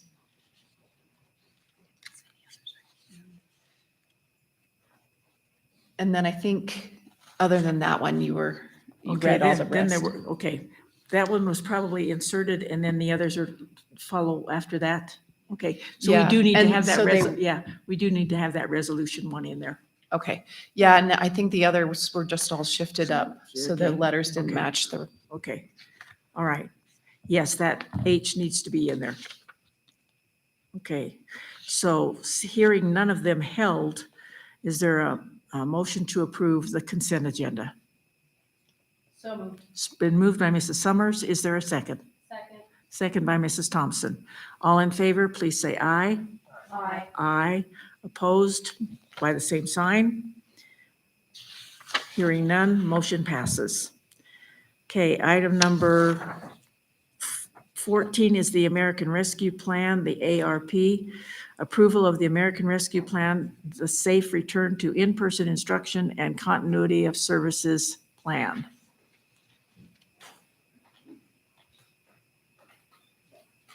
Do we have anyone speaking to that? Okay. Enjoy the Teton School. Thank you. Thank you. Chair Jellicoe, trustees, the update to the American Rescue Plan, actually, we had this reviewed by our school nurses and then also the local county health officer, Dr. Station as well. And then going back through, essentially what's taken out are some of the practices that are no longer in place or recommended. For example, contract tracing, Q testing, the recording of lessons of our staff using their swivel cameras. Those are pieces that brought us out of the pandemic, but they are no longer required as part of this, including the quarantines from school. And we listed this in here with strike throughs so that you would be able to see what parts we're asking permissions to delete. This is actually a requirement for all of the CARES funds that are coming through the federal government, that this plan be updated or reviewed every 6 months for the life of the grant. And so that's why it's coming before you this evening. Thank you. Okay, is there a motion to, well, and the other thing, I think the emergency status of a lot of things with the concern with the pandemic is also coming to an end, so that's probably part of it too. Okay, approval of the American Rescue Plan, the Safe Return to In-Person Instruction and Continuity of Services Plan. Is there a motion to approve? So moved. It's been moved by Mrs. Thompson. Is there a second? Second. Second by Mrs. Summers. All in favor, please say aye. Aye. Aye. Opposed by the same sign. Motion passes. Number 15, General Board Business, approval of policy IDA, temporary virtual education. Is there a motion to approve? It's been moved by Mr. Wright. Is there a second? Second. Second by Mrs. Thompson. Just a clarification, is this what Mrs. Baird was referring to? Chair Jellicoe, trustees, yes, it is. This is the policy that the district has been using to work us through, not just blizzard snow days, but there are other situations in which families have individual by need circumstances that would require them to be able to use virtual as a method for instruction, when in-person might not be the best case for their family at that time. This temporary virtual policy actually came before the board. It was approved not as an emergency status, but it was approved with the intent that it would be returned back to the policy committee and that it would follow that process and work its way back up to the board. And that's what you have in front of you this evening. And the reference to the black ice, my recollection is there were some changes in how the highway department classifies their highways. I think last year was it, or maybe the year before? And so that has to do with that black ice versus no unnecessary travel and those kinds of considerations, does it not? Chair Jellicoe, that is correct. We have a separate policy that deals with inclement weather, bus routes, and travel. And in addition to that, we actually visited with our county road department and we asked them, there was a question about up in Farson with no unnecessary travel, if there was a portion of Highway 191 that happened to be closed on that day. And we had checked on this before, but it was good. We asked the same question again and we received the same response. And that was, if there's a portion of 191 that is closed for no unnecessary travel, but if it is in the direct path that leads where the bus goes back to the school or to take a child home, then it is acceptable to drive on that portion of the road. Okay, I just wanted some clarification there. Thank you. Sure. Any other discussion? Madam Chair. Mrs. Summers? So I have a significant concern with one statement in this policy. And it is, in order to ensure these options are available, students and certified staff shall take their individual device home each night.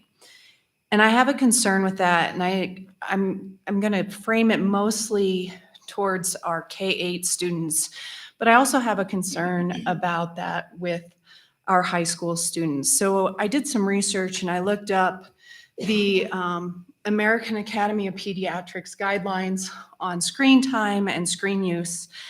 And there is a recommendation that they should not have an individual device younger than 8th grade.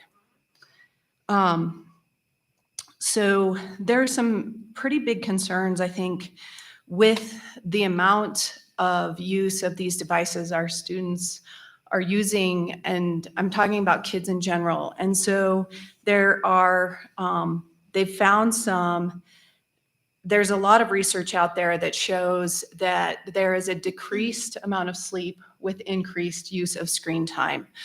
And there's also a decrease in cognitive abilities and language and social and emotional development in kids who, the more screen time they have, the larger decreases we see in their cognitive development, their language development, and their social and emotional development, which I think we would all agree that we're here to increase that, not decrease that.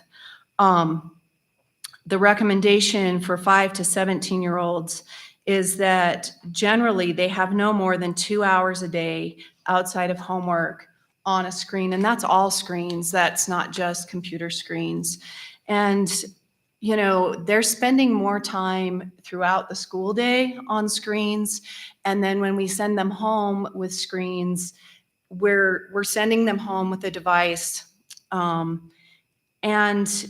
they're not necessarily monitored. So we have increased security risks. Predators use kids' access to screens to gain access to them. They did find that 8 to 11-year-olds who exceed screen time requirement or recommendations score lower on their cognitive assessments, and they have reduced amount and reduced quality of sleep, which also impacts. So I'm concerned about the sending kids home with an individual device.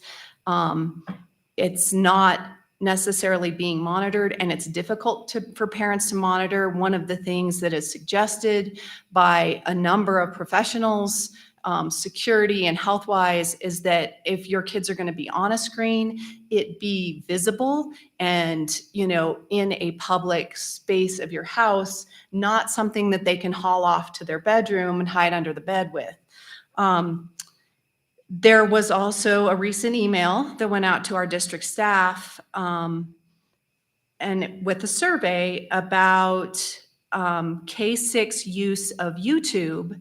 And there was a statement in there about a notice of an addiction to YouTube in our K-6 students. And this came from the school district. And the survey was about, should we shut off YouTube? And it was said in there, kind of to paraphrase, that kids aren't seeing their school issued devices as a means of education. They're seeing them as a means of entertainment, and they're using them for YouTube. And I've seen it in my own home, tracking my kid down and making sure he plugs in his computer. It's difficult. And we're putting an additional burden on parents. And then for the possibility that we may have to do temporary virtual education 1 or 2 days a year. So my question is, by having this policy that says that the kids have to take home an individual device, are we creating more problems than we're solving? And is it student-centered, or are we solving an adult problem, which is having to make up days, which I see as more an adult problem? Are we solving an adult problem at the expense of our kids, possibly by giving them these devices that parents and teachers and administrators all have? Then we all have to worry about trying to monitor these devices when they're not being used in school. And if you're sending them home, then they should all come with like locks that they can only be used between this hour and this hour. I don't know, but right now we don't seem to have a whole lot of guardrails on the devices that we're sending home, especially for our, I would say our K-8 and even our high school kids. You know, just to bring about, since starting COVID, we've seen a sharp increase in referral visits, especially emergency visits for mental health issues. There are school districts in the nation that are suing social media because they talk about this being a problem, and we are handing kids a device they can't self-regulate. We know child development says that they're unable to self-regulate, and so somebody has to regulate it for them. And it's not, you know, people don't necessarily have the time to constantly try to self-regulate that device. And I find that statement in there very concerning. Yes, I think it's important, if we're going to do this, that kids have access, but I also think we need guardrails and parents need options. If they don't want that device in their home, I don't think they should have to have it in their home. And so in good conscience, I can't vote for this policy with that statement in here. It is a huge concern to me, and without some guardrails and whatnot on our technology. Speaking from the policy committee, my recollection about that statement with the reason for the shall is so that the students have the technology at home if and when a virtual day is declared, that they have the equipment there, rather than here, we have a virtual day the next day and the equipment's at school. So that's where the discussion was around the shall. My concern is it doesn't solve those other concerns. So we have it for 1 or 2 days a year that we might need it or might use it, but we're not necessarily taking into account the unintended consequences of handing these kids their own individual device. And Chair Jellicoe, may I ask, do we have a policy about anything in regards to shutting down devices when they aren't in use, anything like that? And if so, what are they? Because ultimately, I share the same sentiment as Ms. Summers here. I do not like that my kid comes home with an electronic like that. My kids have iPads at home even. And I just think it's something where it is very overlooked as to the screen time that is utilized. And I know that as a parent, we are very strict with how our kids utilize that screen time, but not everyone has that at home. And so how is this impacting our students overall? Behavior alone for the littler ones and the impact of screen time, or how they may be staying up later and therefore on something like an iPad, even if it's educational. I mean, the blue light that goes along with that and messes with their brains, and not being able to regulate that because we're not the parents in the home. So do we have anything out there that addresses those concerns or issues? I think we have Mrs. Tolman online. We do. I'm here, Chair Jellicoe. Please proceed. Do you have answers So to as these far questions? as the tools that we offer to our families, we have Securely, where parents can sign up and they can actually set bedtimes on devices. So we do give that out. In the YouTube survey that I sent out, I will say that a lot of the feedback we got is that it goes back to parent control, and teachers really don't want us to kind of cripple some of the tools that they use to help educate their students, like embedding YouTube videos in some of their lessons for them to watch. A lot of that went back to just wanting, the parent control. I did have somebody actually who approached me and said, can we do a shut off and turn on and disable and re-enable? But what do you do with that parent who works shift work or swings or things like that? And we disable the iPad or the laptop when they get home at 7. And that's when the parent's able to help them with their homework. So it's really hard because you don't know what everybody's family situation is from the tech perspective. So we have a program that parents can sign up for? that would Yes, lim- yes, that- we, Okay, that would limit, that they could limit the use of the device at home that way. yes, absolutely. It's called Securely. I did a Parent Square post about it earlier in the year. I would be happy to send out a reminder.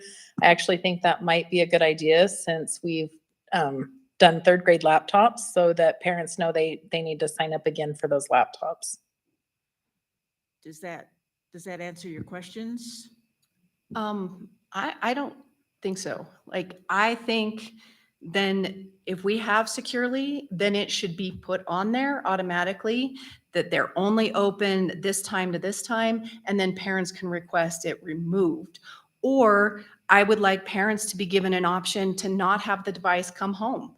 I have devices in my home. I have a computer set up in my living room that my kids could use to get on if they have to do a temporary virtual day. I want parents to have the option, and this policy doesn't provide parents the option. There's no opt-out. And I think with these devices, speaking for myself, we make a very active parenting decision to not give an individual device to my elementary kiddo. But the school is sending one home, and it takes my choice away as a parent because it has to come home. And this policy is saying that that device then has to come home. So I have significant concerns. And yes, I can go sign up for Securely. Then it should automatically be put on, and, school hours, if we're sending them home for temporary virtual days, then it should be school hours it's on and it's shut off, and then parents can request an option to extend those hours if they so choose, or there should be an opt-out so that parents don't have to have the device. They don't automatically get sent home with our kids. Madam Chair, I think in some of those aspects, you also have to look at the amount of, even for my 6th grader that has to do homework at home and utilize those same programs. And I know we're supposed to be strictly on Canvas, but we still have people using Google Classroom and we're bouncing back and forth. I remember when my son was in the junior high and he needed an Apple device to be able to do his music video production class, or he couldn't complete any extra work without being after school. So in some aspects, I totally agree with a lot of the things that you're saying. I'm not saying I don't, but for your upper age class kids, they're, like we've talked about with the calendar and the schedules and different things like that, they get home at different times. Dance team goes in 5 a.m. Some of your sport teams practice soccer from 7 to 9 p.m. So you have these different schedules that the kids have to be able to access their homework in order to, and we went to something where you don't get a lot of paper copies anymore. It's mostly all on here and so looking at some different options, I totally can see, but I think from when you look at those pieces, the kids need it to, like my daughter was working on a wall of China and she built something, so she wasn't utilizing this, but she was also accessing the dimensions and some of those pieces from her project, rubric of what she needed to include that was specifically on the device given from the teacher. And so, I put limitations and she doesn't use it unless it's school-wide, which I get as a personal thing, but there are a lot of those different family operations that, it's hard to make some of those control pieces where if you can't bring something home, then maybe somebody doesn't get their homework done because they don't have an access to any device. Mrs. Tolman, would something like a reverse Securely where the machines are shut down and then parents opt in to open them? Would something like that work?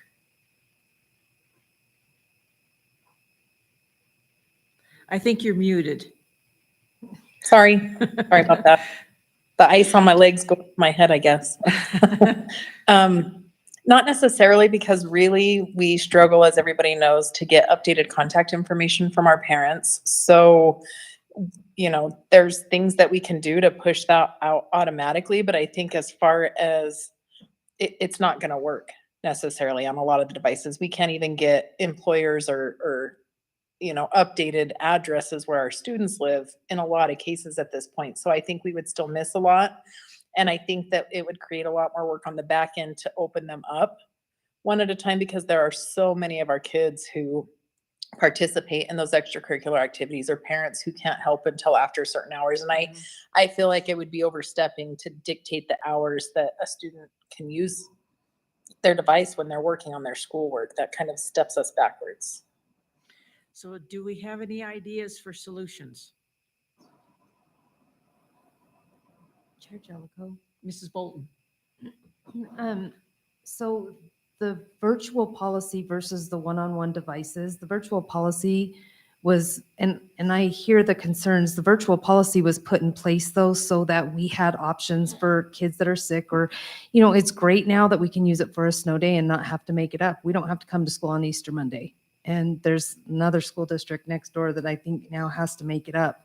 And so that was voted through. And when it went through the policy committee, I just want to clarify that the reason shall was in there is because you can't implement the policy if people aren't taking their devices home.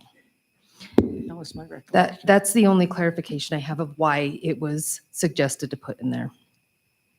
Chair Jellicoe, if I might also. Mr. Wright? So first of all, Mrs. Summers, I agree with your concerns. Back to what Mrs. Bolton said, though, I think maybe in a general population, there are only a couple days a year that this applies to, but I personally have had the experience of needing to request this policy for longer for my own children. And I think there are other people in that same boat for various illnesses. There are students who can't attend school due to much larger illnesses that take them out of school for longer periods of time. And so I think as this is written, I think it's beneficial and behooves us. I do agree with and understand your concern, but I'm curious to ask if that's something that's outside of this policy or outside of what we're talking about right now that can be addressed in another policy or procedure, if that makes sense, what I'm suggesting. Mm-hmm.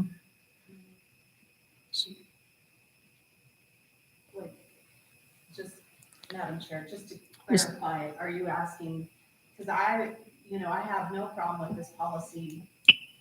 Mrs. Summers, can you please unmute your microphone? I'm sorry, I can't hear very well. So just to clarify, are you suggesting that we revisit the whole individual devices going home each night in a separate sort of policy instead of leaving it in here? Because I am fine with this policy. That is my problem with this policy, is that statement that takes away, you know, parent control.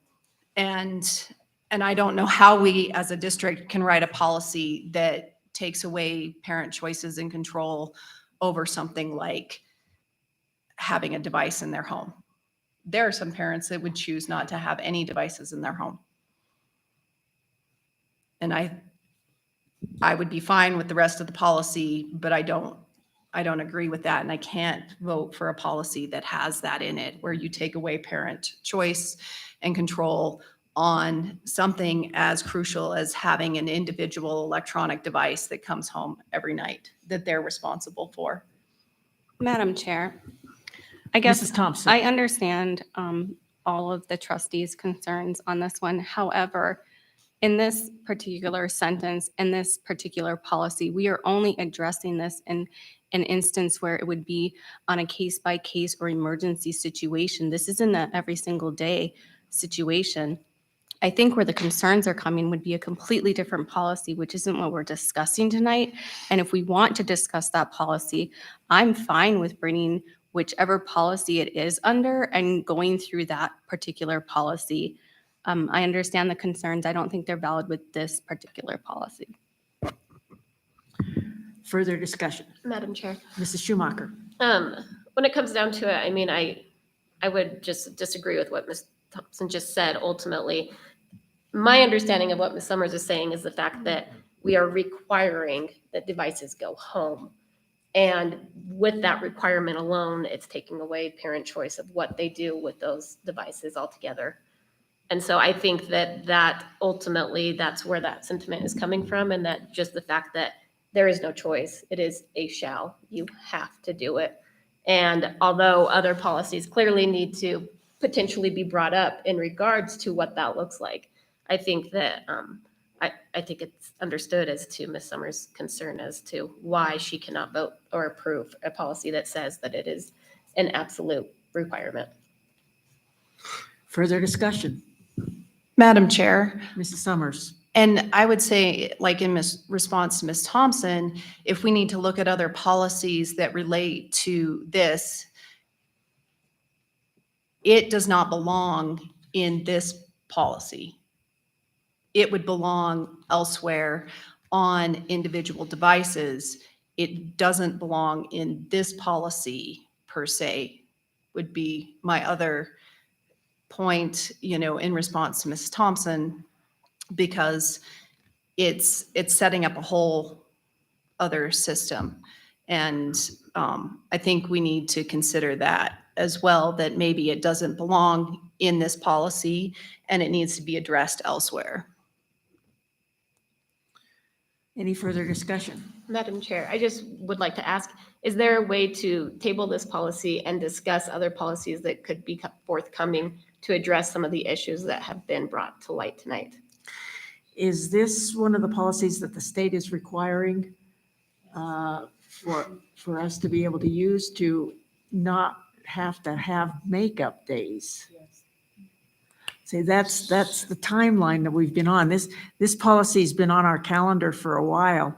And we would, if we didn't do the temporary virtual education days that we have had, we would be making up those days. Madam Chair, And this isn't policy allows that. Isn't that why we did an emergency passage of it last fall, was so that we had something in place? And the whole purpose of sending it back to the policy committee was to get a better policy.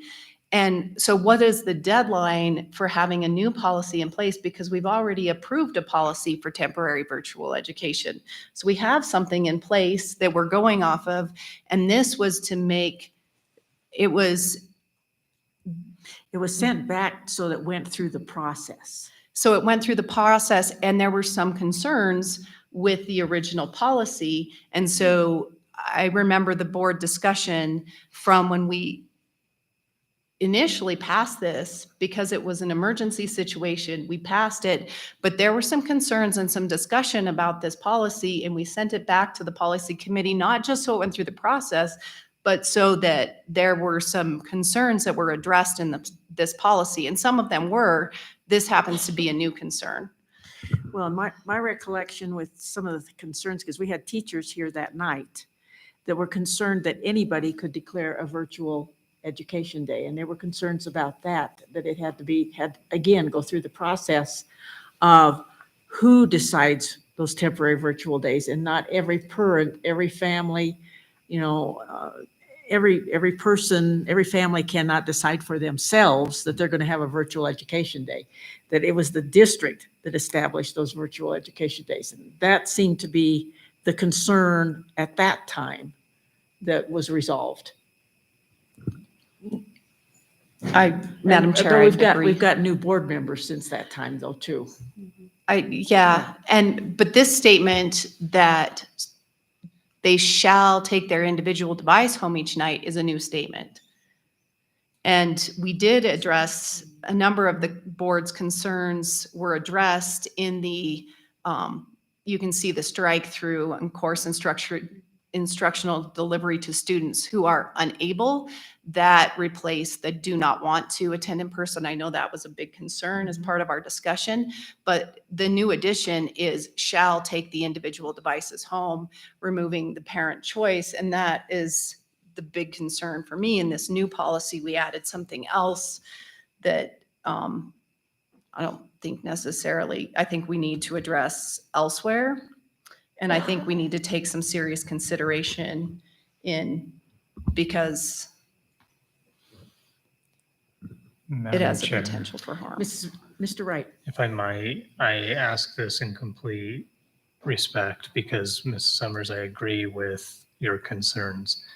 Can you help me understand how it takes away parent choice? And what I'm asking by that is, though the devices come home, and the particular concerns are at the younger age levels, I'm truly asking for help to understand that the device can't just be taken away from the child for access for the evening. Mrs. Summers? So I'm going to, I'll speak for my family, and I'm sure there are other families in the district who face this. My son gets out of school at 3:00 and he rides the bus home. My husband teaches until 4. I don't get home until 5. And if my husband, he's usually home about the same time I am. So my son has access to a device that he brings home for at least 2 hours because we aren't there to monitor it. On top of that, you set up a situation where where is that device? Did you bring it home from school? You need to come plug it in. So it creates this ongoing kind of battle over where's the device, you're not hiding it under your bed. You're not, and it's like, you look around, you're busy, you're cooking dinner, you're doing whatever your evening thing is. And then it's like, where's your computer?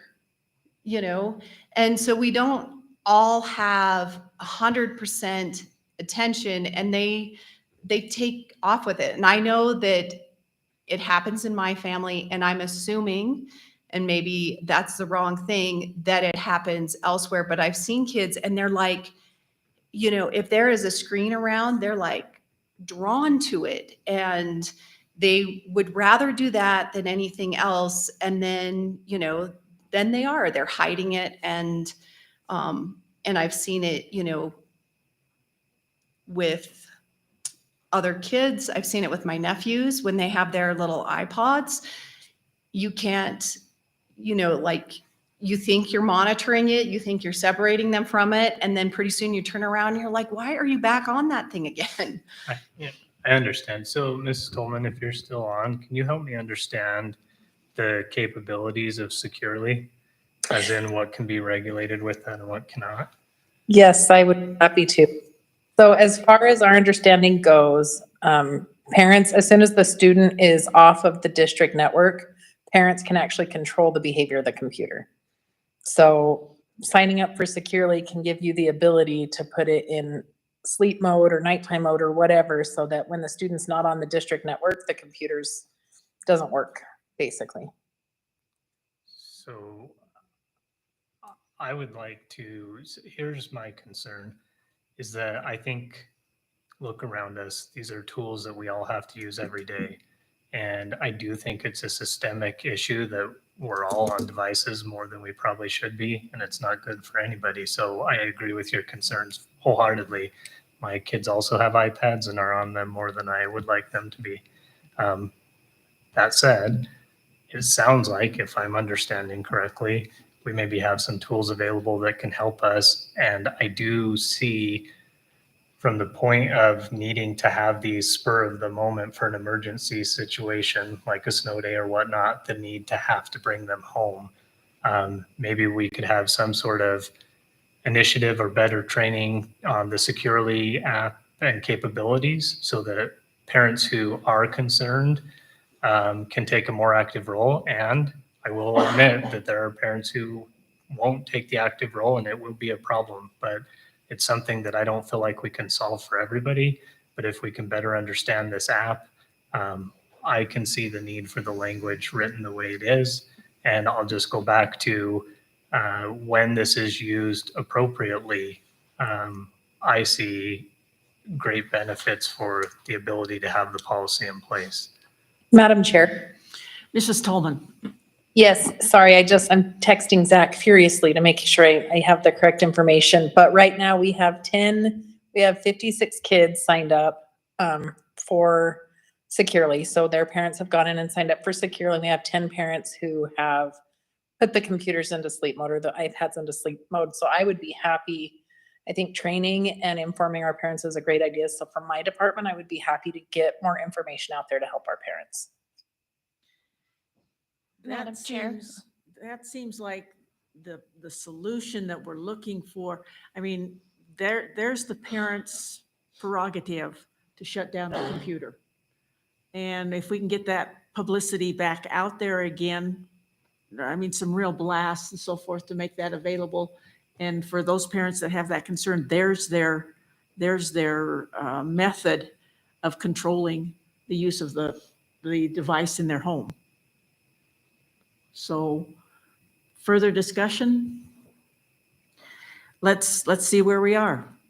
Is there a motion to approve policy IDA?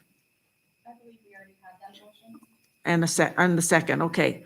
All in favor, please say aye. Aye. Aye. Opposed by the same sign? Nay. So we have, from my count, I have 5 positive and 2 negative. Is that accurate? The motion passes. But I would like to see Securely, maybe we need in the blast, exactly what Securely does so the parents are informed and those kinds of things. There's just as much information as we can give to parents about it.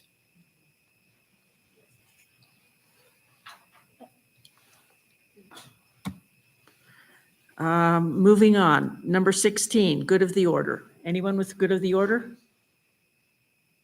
Madam Chair. Mrs. Thompson. So at our next meeting, we will be hearing from Ted Hampson with the BOCES 5, which I serve as chairman on that board. And I just kind of wanted to give you guys a heads up before he actually comes for the formal presentation. We are on a very tight budget crunch, more than any of the districts have ever seen, because we do not qualify for the same funding that districts do.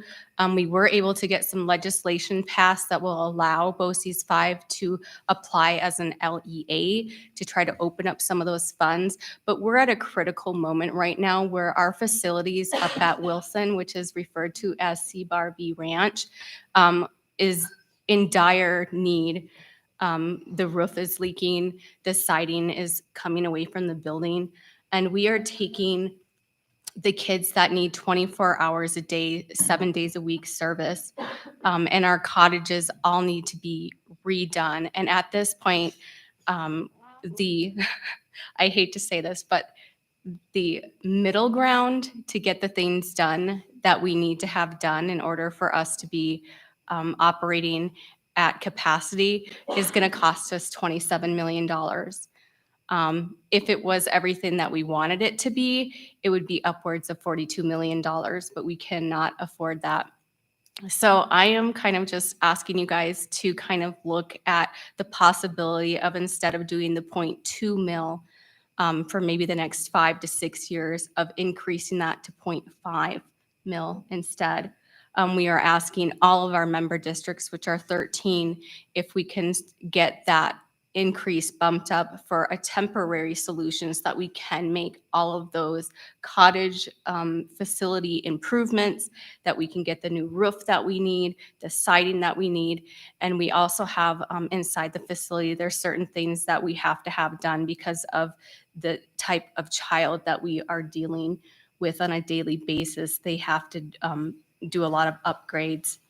So I just wanted to kind of give you guys a heads up on that. He will be coming with a presentation, but I wanted to give that plug that if there's any way we could find it in our budget, I know we're extremely tight, that these are the kids that they would have to go out of state if we do not have this program. And I would hate to have to see someone in Wyoming send their kids somewhere else because we can't afford to do the upgrades. And that's where we're at right now.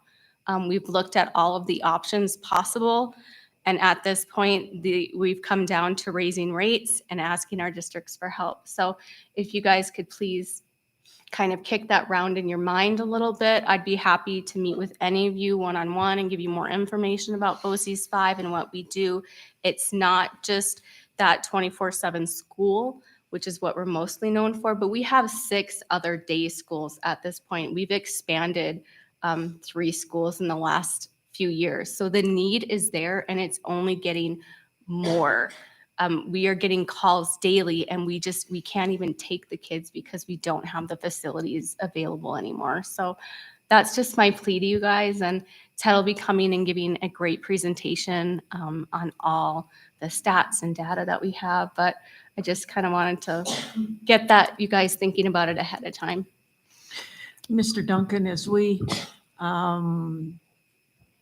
start looking at the budget, maybe taking a look and seeing what that kind of request would look like as we move forward. We can't help though. It's good to keep in mind that this is a tax that's passed on to the payers and it goes to BOCES directly. It doesn't come into the district. So that's something that's assessed through the county? Through the school board and then to the county. Okay. All right. Thank you for that information. I think we'll probably need an update on that process. Okay, thank you. Further good of the order. I have a couple of things. Last, I believe it was Tuesday, I went to Walnut Elementary's production of Bugs. I want to compliment Mrs. Supas, the Walnut staff, and all the students. It was just delightful to see all the little bugs that were going around, and then there were some teachers that were very active as well too. Stinky bugs, as I recall, they were, but it was a very cute production and very well done. So every student, as I understand it, in the school was involved in that. So I wanted to acknowledge that. Second thing, I think you've all received an email regarding the WSBA University of Wyoming Law Conference that will be held August 3rd and 4th in Laramie. So if you're available for that, it usually starts, it'll start Friday morning, and then they're usually finished about noon, or excuse me, Thursday morning, and then it'll be finished about noon. So there'll be times as they set this calendar, I'll keep you advised on that, but you might look at those dates. It's usually a pretty worthwhile conference. So any other good of the order? Chair Jellicoe. Mrs. Bolton? This will be good for the order just because I want you guys to know I want to make sure I'm doing what you're asking. And I want to get a clarification on the survey. Is that okay? Mm-hmm. All right. So we gave the survey at the end of last year after everybody had a year under their belt with it, because we knew we would have to bring forth, if we were okay moving forward with the 4-day week with the board, in November to be voted in on December.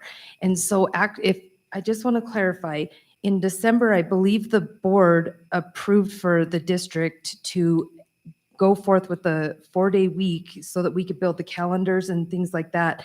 And now we are bringing forth the public hearings and we're going over the alternative calendars and the start and end times. If I send that out, I'm fine sending it out if you want the data, but are you guys voting on the alternative calendars and the start and end times? Because I thought that I'm confused. I just need clarification so I make sure I do this right. We moved forward with the 4-day week, as I recall. We moved forward with the 4-day week in December. Mm-hmm. For And 2 so years, right? It's a 2-year calendar. And then that was sent back to the calendar committee to come up with the actual calendar, the days, the holidays, all those things. Then last month, we sent it back to the calendar for the 2 extra days. But I don't think at this point, I don't believe there's a question about the 4-day week. The survey, I just want to clarify, Ms. Wright, because I know that you weren't on the board as of just yet in December, but the survey is all geared towards the 4-day week, and I'm happy to give it if you want that information before April. We would be giving the survey again anyways to send to WDE, but I just want to make sure for my clarification that I understand what we're doing moving forward. Nope, I appreciate it. So unless anybody else disagrees, you can rescind that and just do it in May as you had planned. Okay. As I understand it, then so one of the reasons I brought it up, it seemed like a lot of the comments we were getting and everything else were directed towards yes or no to a 4-day school week. It sounds to me like that's been decided. That decision was made, So if yes. that's decided, in my eyes, the further public comment that we might get in next month and my comments on that are, there's no point to them. So I think having the survey in May would be just Okay. fine. I just wanted to clarify, and we will happily you. break that up for you because I think that's a good idea to know from the parent standpoint. We did that with the staff and, well, actually, I don't even know if I can't remember. I'd have to double check, but we can clarify that. But if there's any other information that you are needing, please just let me know for that next board meeting. That sounds great. Thank Okay. you. Thank you. Okay, new business number 17, the vacancy notice as of March 13th today is there for you. The B, February 2023 Head Start Governing Board and Policy Council Monthly Report is there. And item number 18, an executive session for discussion of legal and personnel matters. Is there a motion to go into executive session? It's been moved by Mrs. Thompson. Is there a second? Second. Second by Mrs. Woods. All in favor, please say aye. Aye. Aye. Opposed, nay. Okay, the motion passes. We are going into executive session for the discussion of legal and personnel matters. There will be action upon our return.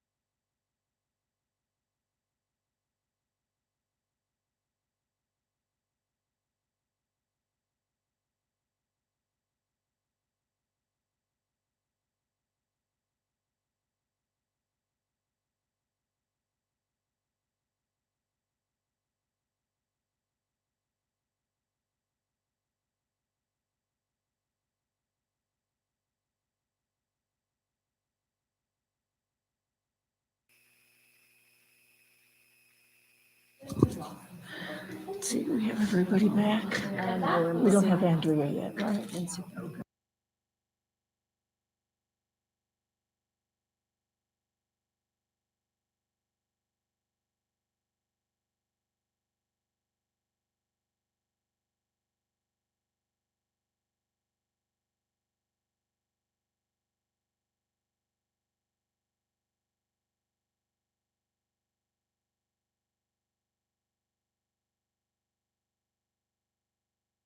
Is there a motion to return to the regular meeting?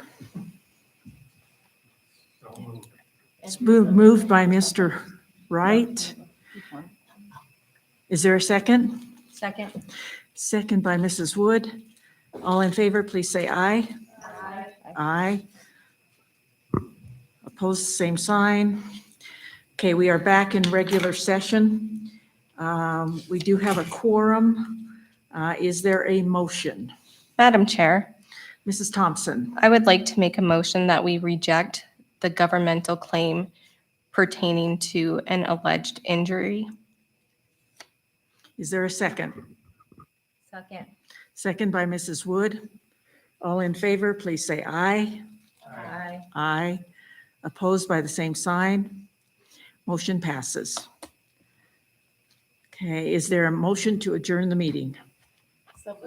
It's been moved by Mrs. Schumacher. Is there a second? Second. Second by Mrs. Wood. All in favor, please say aye.